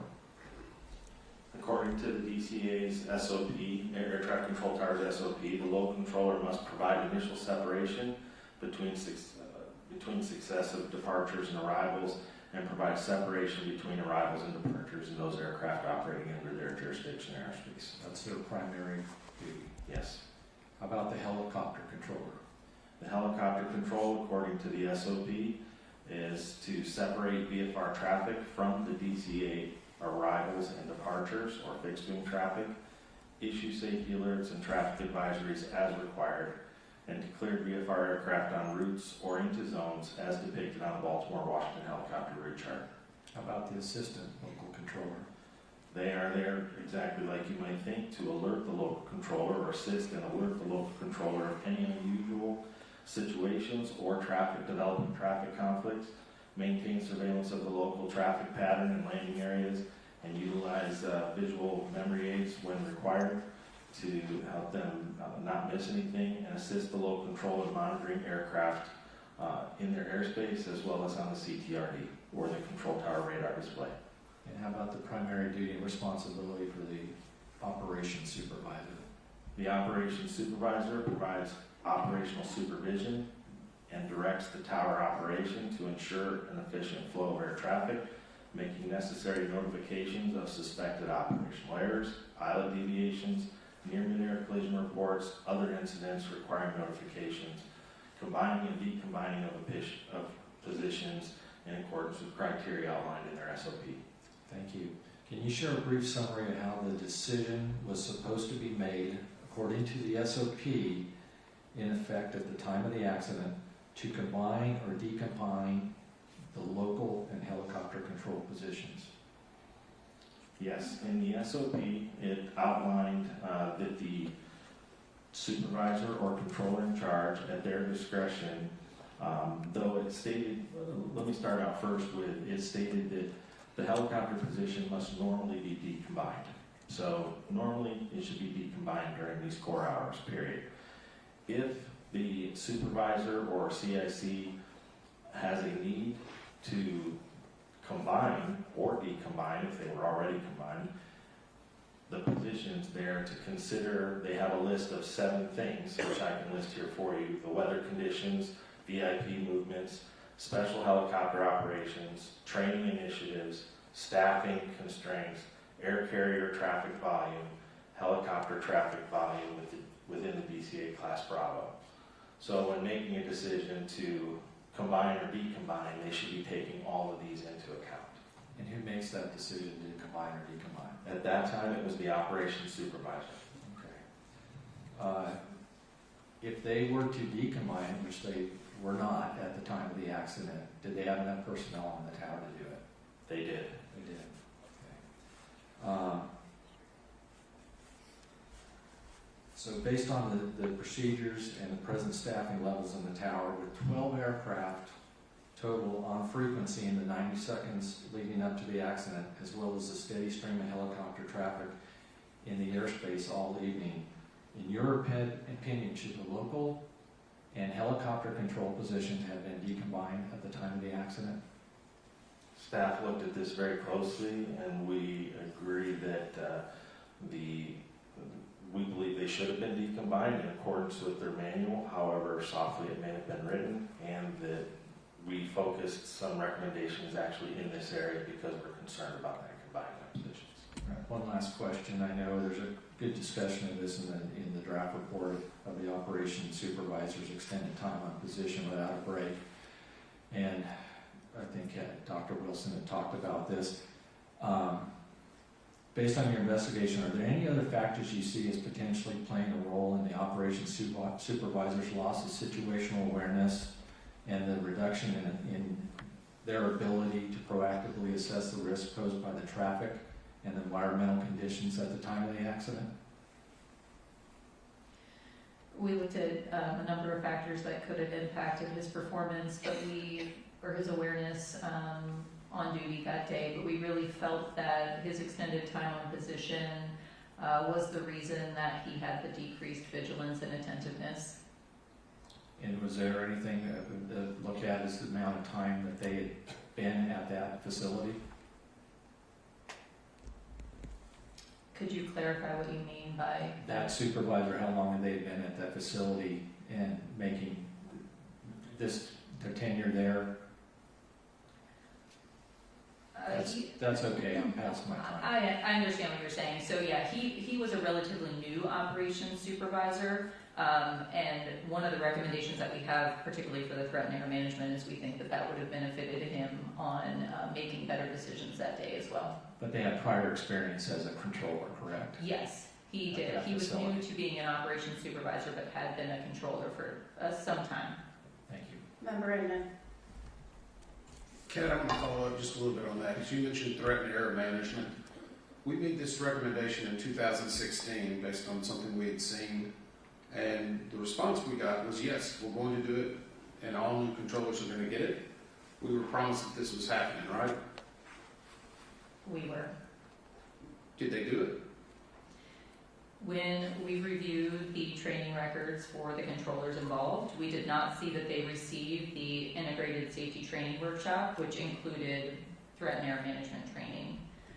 We did see that the operations supervisor did have a workshop of that same name several years, a couple of years before, and then a new hire who was working on position, not one of the controllers involved, he had a workshop in, I believe, 2023 with that same name. But that was the only evidence that we had of that workshop being provided to any of the controllers on duty. So you just mentioned 2 people, Yes. and there were 21 that were assigned to the tower?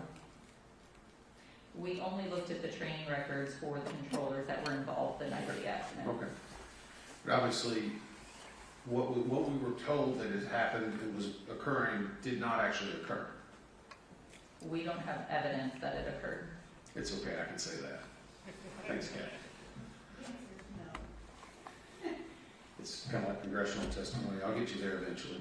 Dr. Cahill, you mentioned about alcohol and drug testing, and I know we don't know or don't believe that it may have played a role in this, but it's obviously a violation, something we've looked at many times before. Is that correct? This is not the first time that we've seen it, and you're correct. We did not find any evidence that this was an issue in this accident, but we did address it as a safety issue in our recommendations. So you saw the investigative hearing, correct? Yes, sir. And Nick Fuller testified at that point that they were aware of their shortcomings and they were going to make modifications and changes. Is that right? That's correct. Mr. Fuller testified that the FAA was working to revise the FAA's order for initial event response procedures, which are the orders that tie the drug and alcohol determination to the services rendered telephone conference. And do we know if they've done that yet? As of this date, they have not published that as a revised procedure, no, sir. Exactly. The answer to the question is no, because I was in Louisville, Kentucky when 15 people died and they didn't test then either. So they're not learning a lesson, obviously, nor what they're telling us seems to be factual all the time. It's okay, it's a rhetorical question. I want to go back to this, Mr. Soper. I asked or questioned this about putting this into the report, and I understand the staff's reservation because it's considered slang. But can you tell us what squeeze play is? It was mentioned in several of controller interviews and it was discussed somewhat in the reports. Yes, so there is no definition, formal or informal, for squeeze play. It is sort of a slang term, but controllers understand it. For those times when you are taking action to get a departure out in between arrivals that might be a tight space, or to fit one into an arrival sequence, and maybe in a radar situation where they're having to expedite everything and everything has to kind of work just right for us. So I think you're describing this type of scenario that happened with 5342, is that correct? 5342, somewhat, yeah, it's similar to a squeeze play, yes. So I'm kind of curious, the controller had asked them to circle so they could offload departure. We look back at American 1630 was the last aircraft to be cleared for takeoff prior to the accident. And it departed 12 minutes early. They have safely arrived 25 minutes early. I guess, do the controllers know when they're prioritizing an aircraft so it can leave early, or should they even be aware whenever they're trying to attempt this, or are they trying to just, I know we've heard some testimony in regard to the geography at DCA, but should they be aware of that? So they would generally not necessarily be aware if they were early. They would be aware if they had been assigned a departure time based on traffic initiatives or something where they actually get an assigned time. So in those cases, they would know they have to get this aircraft out in a particular window. As far as if a aircraft had taxied maybe a little bit early, they might see the fact that he was scheduled for departure at 2020 and he was ready for departure at 2015 or something. They might see that, but it wouldn't necessarily alarm them, or change something. Okay, I'll wait for the next round. Thank you. At the time the helicopter and local control positions were combined, are the communications for air traffic control all on speaker? For local control, yes, they are. At this tower, they keep local control communications on speaker all the time. So the operations supervisor could hear what was being stated? He should have been able to. Okay. Potomac, my understanding is that at some point the operations supervisor received a phone call from Potomac Tracon requesting a reduction in miles and trail, correct? That is correct. And essentially what that means is to reduce spacing to allow for more arrivals. Correct. What does that do for the controllers? When we start decreasing below that miles and trail that was requested or that was in for the restriction, it makes it much more difficult to get departures out in between those arrivals. And when they accept that, is there any sort of criteria or look, or did the operations supervisor say to the local controller, hey, is this okay? How do you feel about this? Or it was just approved? We have no evidence that he asked anybody, and according to the recording, it was relatively quick. When he asked, he responded immediately that it was approved. That it was approved. So they would reduce spacing and get more arrivals then, increasing workload for the controllers. What was the assistant local controller doing at this time? At the time that they made the decision to... I'm sorry, at the time of the accident, time of the collision? So at the time of the accident, according to post-accident interviews, the assistant local controller was writing down information on helicopters. And what is the role of the assistant local controller? To assist the local controller in surveilling the airborne aircraft and monitoring the CTRD for conflicts and alerts. Monitoring and helping alert? Correct. Okay, thank you.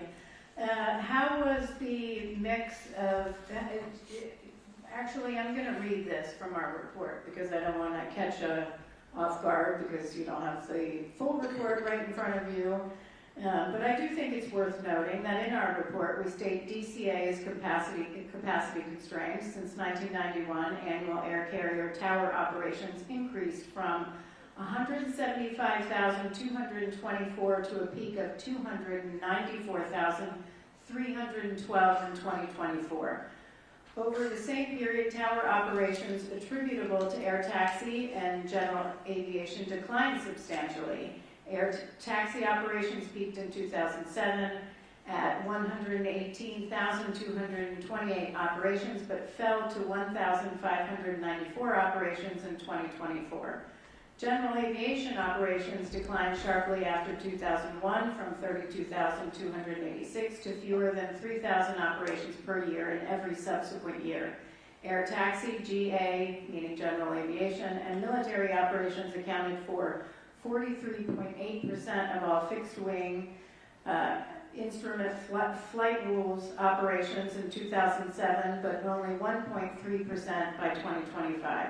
This change also altered the mix of traffic operating at DCA, with smaller airplanes increasingly replaced by larger air carrier category aircraft. Because larger, heavier airplanes have more restrictive performance margins on DCA's shorter runways, demand for runways 119, the airport's longest runway, increased. What did this change in the mix of traffic do did this increase workload for the tower and any sort of coordination demands for local and ground controllers? It certainly did. We've documented in the report that as we mentioned earlier, even in my presentation, they have the busiest single runway in the National Airspace System, and what you just explained is precisely why. And they were using runway 33 to offload some of that traffic in order to get more in and to deal with some spacing, including other measures like tromboning and other things which we could talk about later. But my point is, this did increase workload, and did anyone in the FAA ever say, hey, maybe we should look at how things have changed at DCA? We have found no evidence of that and have made recommendations directly to that. Yeah, well, I wonder if they actually looked at any other airspace or major airports in the U.S. With that, Member Graham. Thank you, Chair. I think these are for you, Mr. Soper. How often are airport arrival rates reviewed? According to FAA procedure, they should be reviewed annually every February. Okay. And what factors go into those reviews to determine if an arrival rate needs to be reduced? I'm going to look at my notes real quick. No problem.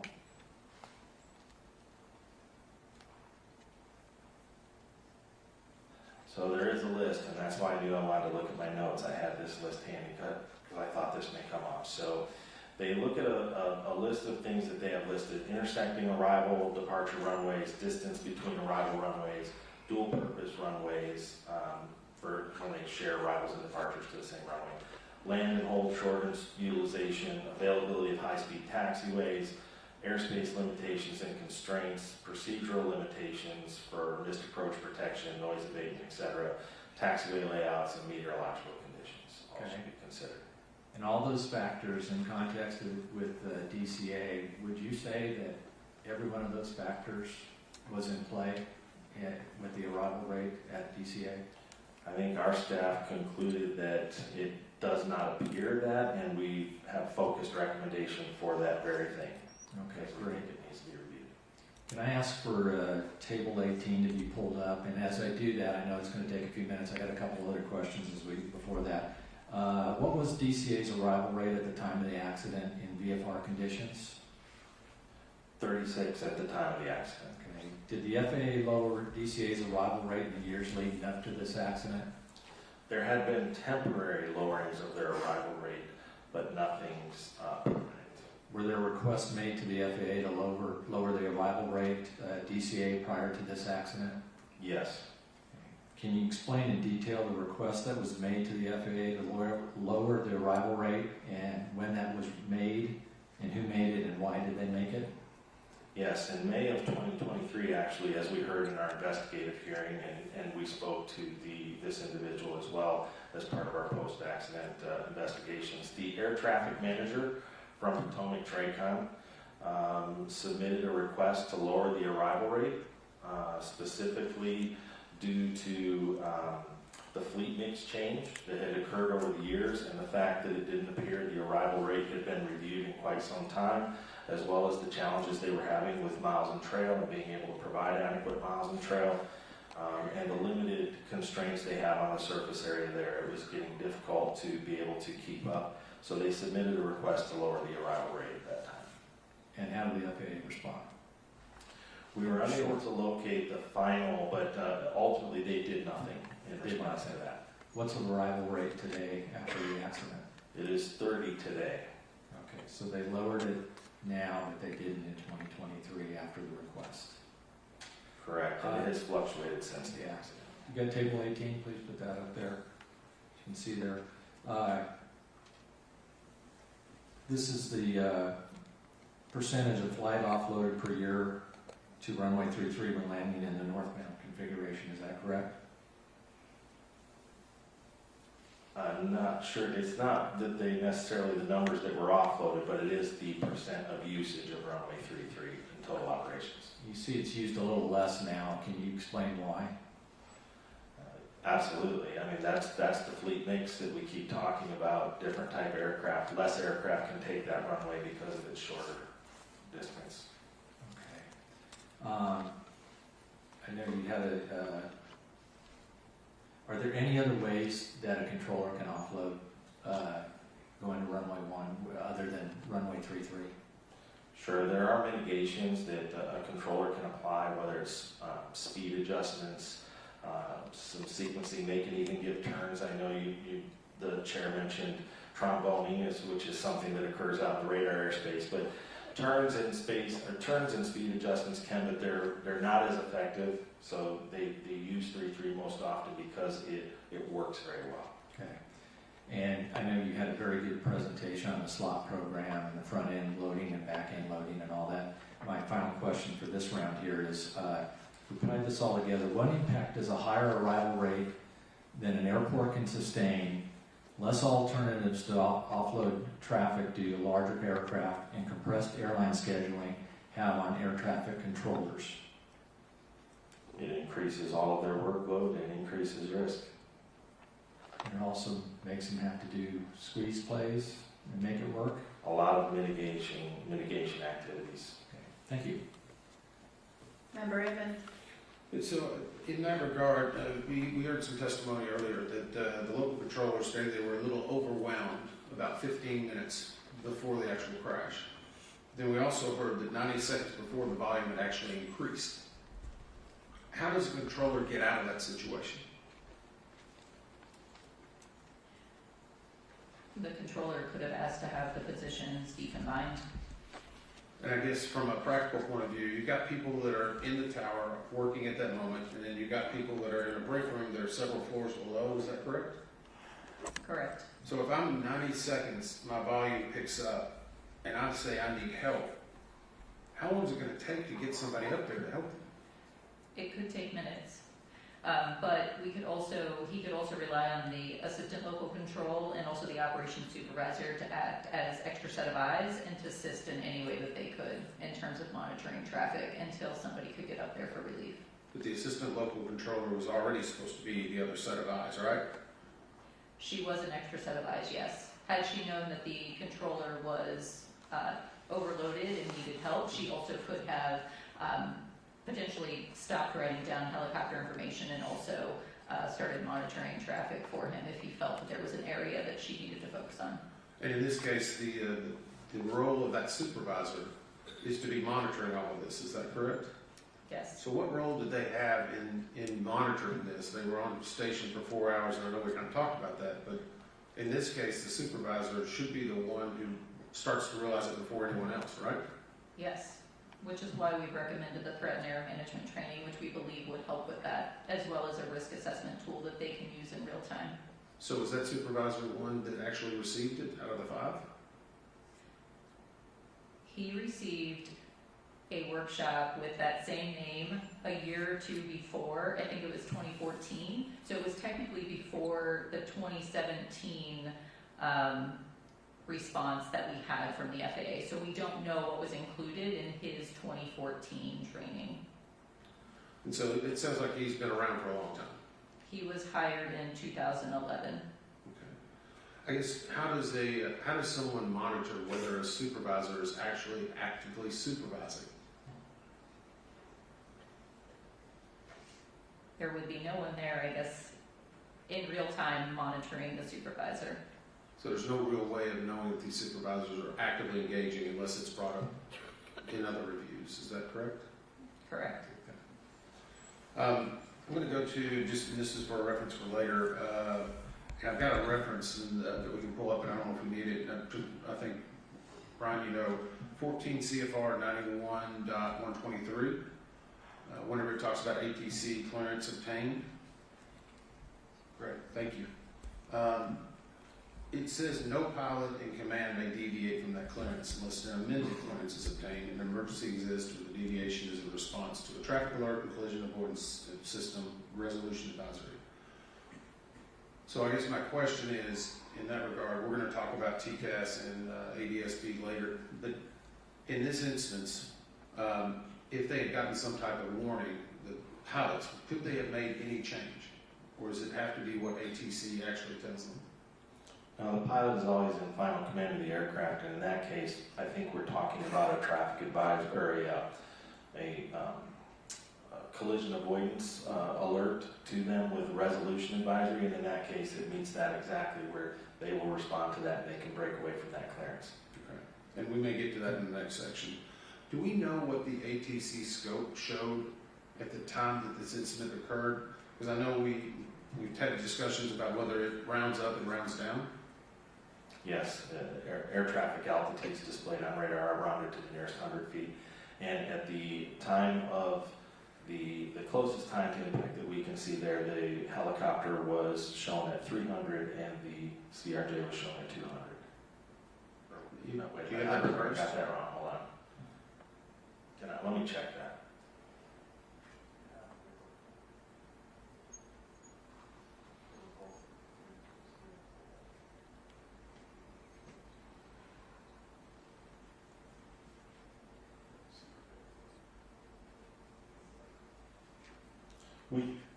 We can look and check on that, but essentially we believe the CRJ showed it above the helicopter, but the helicopter climbed right just before impact. It showed a climb from 200 to 300. I do know that. Okay, so we can go on the next round. You can maybe answer that for me if that's okay. Yes. Okay, great. I want to, I've been asked a lot about staffing. Obviously, we felt that you determined the tower was adequately staffed, though certainly the workload was significant given positions were combined. But I do want to I asked the staff to check based on September 29th, 2025 versus, today. I think we looked at January 5th, 2026, and what those numbers were. And I'm just going to go for, certainly there are more authorized positions, but I think I'm going to focus on who was operational, meaning numbers of people available to work that are working in the tower, not what's authorized, but that are working on the tower. And so, by the draft report shows for certified professional controllers on January 29th, operational was 25. Today, 20. Traffic management coordinators, they had 2, today 0. Operational. Operations supervisors, 4 on that date today, or as of January 5th, 3 operational. Operations managers, 1 on January 29, 2025, just a few weeks ago, 2. Support manager, 1 at that time, now 2.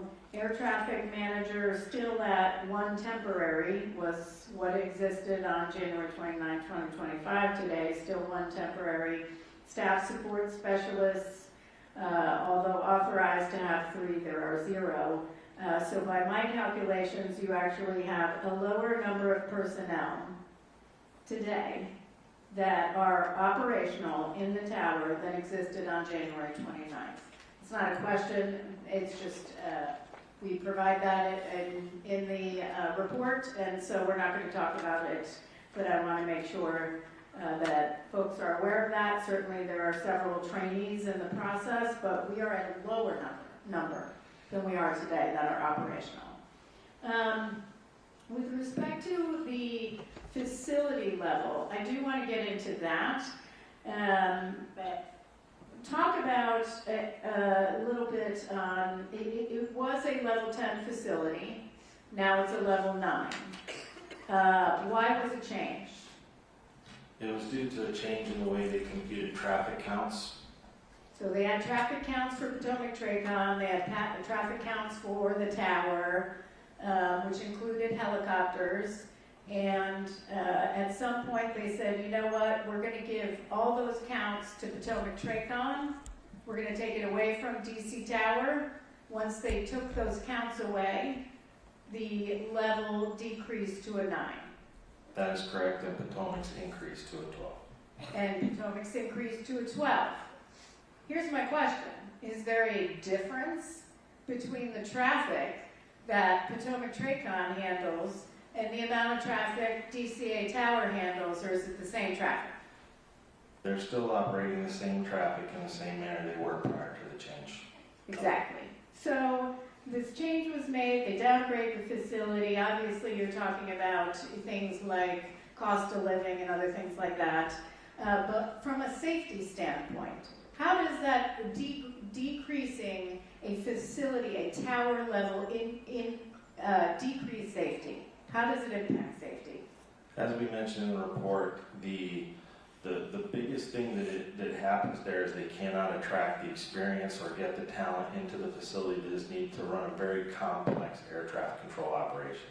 This is the most complex airspace, one of the most, in the entire United States. And I'm not minimizing the experience of tower personnel at DCA Tower, but if you're going to attract personnel and have the most highly experienced personnel, you want a higher level facility. Why? Because they're paid by facility level. So the higher facility number, the more pay you get. In this case, everyone in the tower knows this tower is essentially treated as a training facility.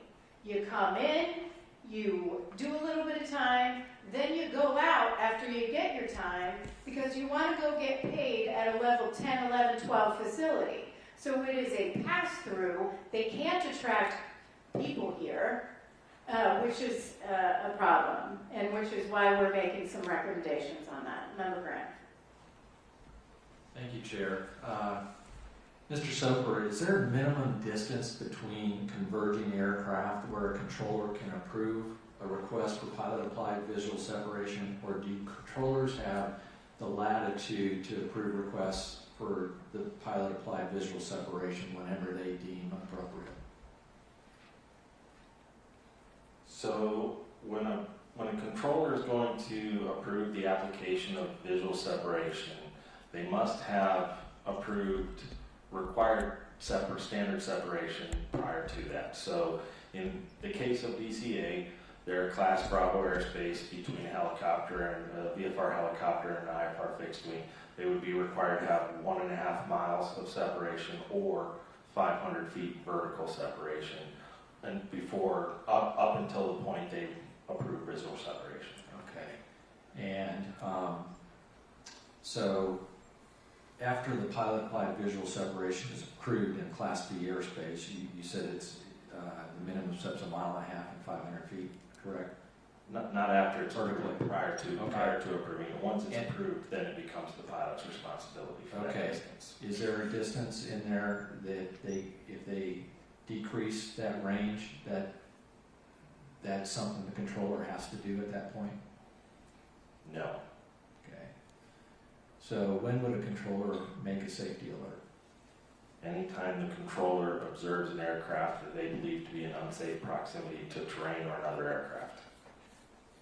And there's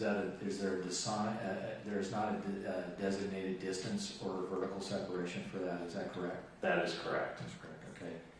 What does a safety alert entail? Safety alert would include the words in the case of between two aircraft. It would be the words traffic alert, followed by an appropriate traffic advisory, followed by an alternate course of action if feasible, and then the word immediately. Should these two aircraft in this accident have received a safety alert?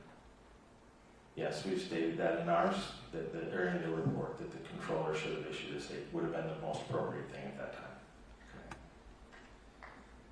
time. Switch here a little bit. There's a lot of impacts on the higher arrival rate coming into DCA, changing fleet mix. We talked about compressed airline scheduling practices, the controllers and their ability or inability to continue following SOPs in order to make it work. Would you agree that one of the consequences of the cumulative effect was the deviations in traffic calls, phraseology, application of visual separation, call signs, radiocom, training records, the list goes on, and other issues that had become standard and were identified in multiple external compliance verifications of DCA air traffic control tower? I think I understand your question, and I would say that we've outlined in the report, and staff believes that the continually increased workload for many reasons, whether you're talking about from the traffic to the combining of the positions inappropriately to whatever at the time, we believe that led to the ability for a lot of deficiencies to occur, or operating, as we heard during the investigative hearing, the operations manager said specifically we're operating on that borderline of safety regularly. So we made recommendations, obviously focused in that area. Okay, so do you think the controllers at DCA have fallen into a state of relying on pilot-applied visual separation as a crutch, despite its many well-known and well-documented shortcomings? Staff does believe that there was an over-reliance on the use of visual separation as a means of providing separation for aircraft and moving aircraft through the airspace so regularly. Okay, thank you. And finally, the last communication between the controller and PAT 25, was that an appropriate safety alert? It was not a safety alert by definition, but it was an attempt at the time to deconflict. Thank you. Thank you. Member Edmond. You have an answer for me, Ron? Or do you haven't maybe had a chance? Sorry. I do have an answer for you. According to the STARS maintenance replay, the PSA flight 5342 was at 400 and PAT 25 was at 200. The moment targets merged, we had 400 and 300. And so the controller, if they were looking at their scope, would have seen that, at least indicated on the scope, that it was 100 feet or approximately 100 feet, depending on the averaging of the recommended route maximum altitude? Well, it had actually been at 200 feet for a brief time there, where he was at 200 right up until he was at 300, then 200 for a little bit, and then came up to 3 right when targets merged. Okay. So, and that would have made a conflict alert, correct? The conflict alert was active at that time, yes. So I think in your research, I believe in the 30 minutes prior to this accident, we have 18 controller radio transmission where a conflict alert is going off. Does that sound accurate? It is accurate. And that actually appears to be 5 separate interactions that were occurring. We had, well, not for the full 30 minutes. We were only able to get replay information for 18 minutes prior, but in the 18 minutes leading up to it, there were 5 separate instances of conflict alert that resulted in 9 times there was a transmission with it in the background. You could hear it. So in that 18 minutes, there were that many times, and that would have been heard in the entire tower count? Yes. So I go back to the supervisor. If they're hearing a number of conflict alerts continually happening, should they not take action to say, is this a trend, or is this just become a nuisance and they just avoid it? They should, and I think that's exactly why, Dr. Wilson has mentioned previously, we specifically have a rec in this area there's a potential for complacency to happen or for nuisance alerts, and to try to fix that, we have a recommendation to actually adjust the conflict alert system logic. We actually took we visited the tower last month. I know Member Graham and I did, and tried to see it in almost the exact same moonlight that was occurring on the night of the accident. Can I take you back to that? And yes. The question I have, it was on the simulation that was being done, and the pictures indicated these monitors that were hanging from the ceiling. And if you look very closely, as you look at the converging paths, it's almost that the monitors are blocking the ability to see, depending on how high or short or tall you are. Is that a problem in just a tower configuration issue? We looked at that, and actually I'm going to let Dr. Wilson speak to that because she has some information in that area. I think it's just important to note that those monitors are movable, so they can be adjusted. And also when we talked to the controllers who were on duty, everyone said that they had no issue identifying both aircraft, that there were no limitations in them being able to see. So they didn't feel that the monitors were in a position that blocked their view from monitoring both aircraft. Okay. And during that tour, Brian, did we talked about whether the morale and the staffing had increased, or at least the perception of the training for that tower, correct? Yes. During that discussion, did we hear anything about any other towers that might be having the same issues that DCA was having at the time of the crash? I don't recall specific ones, but I do remember maybe one or two people from the FAA just kind of socializing that there's several, there's facilities across Manassas experiencing staffing problems and training deficiencies and the ability to staff appropriately. Yeah, I think that's my concern, as we were talking about. They may be getting the time and attention and the training, but is there other places in the United States? Are we going to sit here 5 years from now and say the data was there 5 years ago? Because we know now the data, the people were raising the concerns. People were saying this was dangerous 5, 10 years ago, and nobody was really listening. My concern is this somewhere else in the country, and do we know that they're getting the proper resources? Our hope, staff's hope, is the recommendations that we have in these specific areas will not just be focused on DCA, and the air traffic organization will organically look at that and say we need to look everywhere because it does apply. How's their track record been in the past? Come on, Brian, this is your chance. Not great. Thank you. All right, thank you very much. I actually want to ask along the lines of where Member Inman was, because I do have this question about the operations supervisor. It was on speaker, all the conversations, all the communications going back and forth. He took a call to then reduce essentially miles and trail and improve that reduction by Potomac Tracon. And I want to point out, something in our report. In the 20 minutes before the accident, the total number of aircraft the local controller was handling fluctuated between 7 and 12. At about 10 to 15 minutes beforehand, he said he was feeling a little overwhelmed. The operations supervisor said it was totally fine, no problem.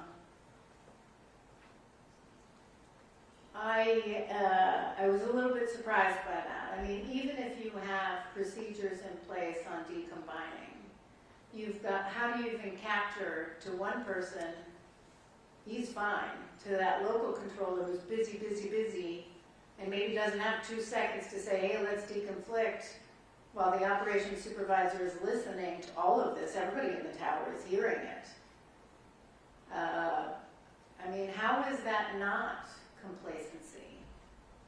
We talk about reduced alertness and vigilance, but I raised this earlier about, is it complacency? You just mentioned complacency, actually, Mr. Sober, in your answer to Member Emmett. I do agree. I do believe, and I think that staff believes there was complacency occurring in that tower on some level. But again, not to keep going back to them, but that's actually the primary reason for our focused recommendation in the area of giving them the tools that they should need, the requirement to log when they combine positions. So there's some sort of accountability and tools available to the supervisor to be able to make better decisions and understand what their true responsibilities are while they're there, instead of just kind of, here you go, you got it. He had received very little supervisory training from what was documented from the FAA to prepare him for that job. And so we made recommendations there. We hope we'll improve that. Well, I think when we get to those findings and recommendations, I may have some more questions on that. You talked about, Member Graham had asked about what are essentially merging target procedures, where you do issue a safety alert. At what point, and Member Graham had asked about a communication, at first it was, do you have visual on that? Do you have visual on that CRJ? First of all, you can't distinguish between the CRJ 700 and anything else in the dark with night vision goggles at that point. But at 8:47 and 41.9 seconds, the communication of pass behind the CRJ was made. Yes. Okay, so 8:47:41, then the collision is 8:47:59, so we've got about 18 seconds in between. Is that when that safety alert, should that safety alert been issued instead of pass behind the CRJ? Is that when, I'm asking when that should have been issued? So from the stuff there, the time in which the safety alert should have been issued was when he first asked him, do you still have that CRJ in sight? Okay, so 8:47:39 seconds, so that provides about 20 seconds. Yes. Okay. My last question is, given that apparently no one we interviewed was aware of routine close encounters of helicopters other than people in the tower, was any organization in your opinion, effectively monitoring the potential for the risk of a mid-air collision between military helicopters and civilian aircraft in that area? I believe that's going to be discussed with some depth in the third panel In today. the third panel. Yes. We'll go with that back in the third panel, and Dr. Price, thank you for that. Okay. Do you have any additional questions? You have one more. Member Graham. Let's talk about the supervisor at the time. This was brought up about the situational awareness. What did they say in the interview when asked about how many helicopters they thought were on frequency at the time? I'm sorry. Yeah, the supervisor only recalled one helicopter. But yeah, leading up to it, there were 5. It varies between, That's 3 and 5. considerably different. Yeah, loss of situational awareness, I'd say. Thank you, that's all I have. Member Edmund? I've got just a little bit of follow-up, and I want to go back to the helicopter route structure itself. And this was a little bit baffling to me that we got so many different answers from the FAA. Is there a maximum altitude for a helicopter route? Yes, they do have maximum altitudes published on the chart, as we found, Then why did their testimony say it was only recommended? because they had conflicting information on the helicopter route chart, as we outlined in the report, and produced recommendations to hopefully correct that in one place it said altitudes are recommended, and then in another place it said altitudes are maximum. Where I'm from, that's called talking out of both sides of your mouth. Right. And I mean, just to add on to that, the letters of agreement with all of the helicopter operators are clear that the altitude maximum is what they are being cleared at. They are to maintain that altitude through the airspace. That's their Class Bravo clearance, actually. Okay. And the same thing in this route structure. I continue to be amazed as we learn more about it. How can the Coast Guard tell me the exact depth of every piece of terrain that's on the Potomac, and yet someone tells us that this route is drawn with a Sharpie on one side and a riverbank on the other? Again, we do have recommendations to that effect too, because of the vagueness of that routing, or to at least explain better so operators understand fully what their responsibilities and restrictions are. And I guess I'll go to Bryce if you don't mind, just because of being a pilot, not going to let you off that easy. Is it not concerning that, I mean, you have 16,000 hours, I think? About 8,000. Sorry, it's a long time ago. 8,000 hours. Is everything usually very precision in regard to not only landing, approach plates, everything is lined up with GPS, exactly where you have to be when you're on the bug?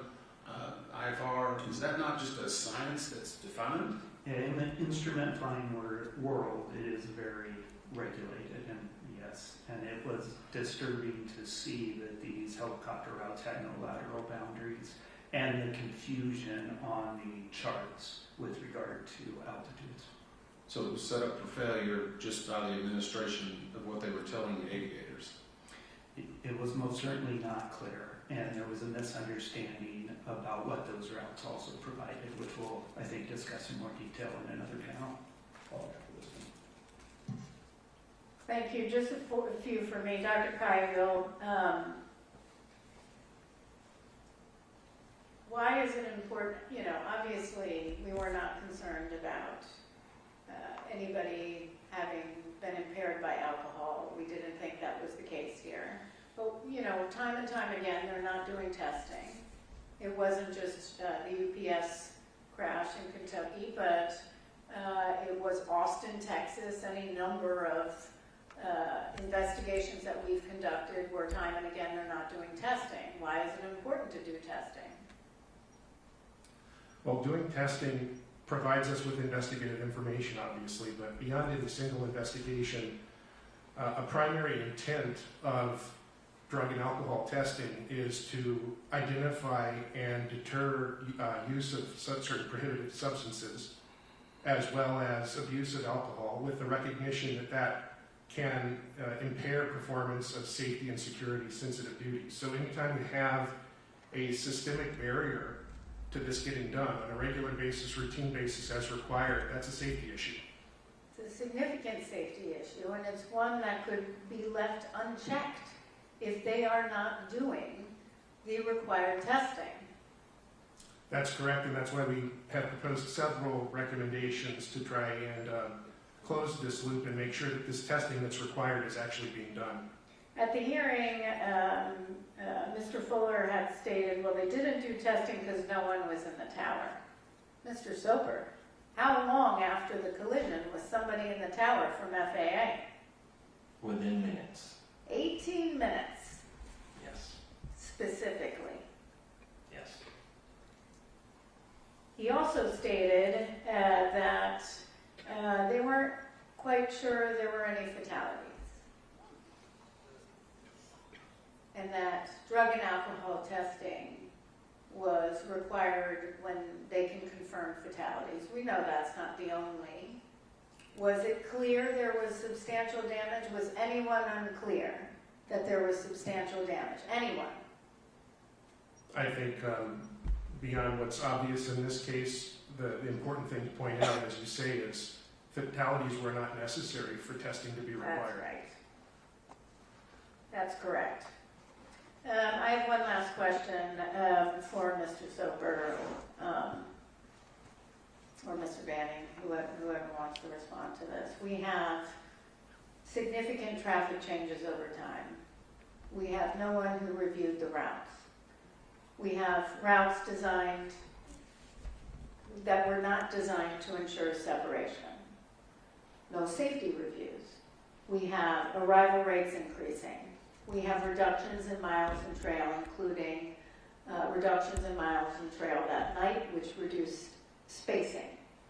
We have less and less alternatives where controllers are using other measures to deal with getting increasing planes arrivals in due to pressure, offloading onto runway 33, reducing speeds. We have increased workload. We have a supervisor. We have all of this that was on speaker. We have a supervisor who didn't take action and then improved less spacing, more arrivals. We have an assistant local controller who had diverted attention to writing down something on helicopters at the time. And we have an entire tower who took it upon themselves to try to raise concerns over and over and over and over again, only to get squashed by management and everybody above them within FAA. Were they set up for failure? Panel 3 is going to hit this nail on the head. I'm asking you. they were not adequately prepared to do the jobs they were assigned to do. Great. Thank you very much.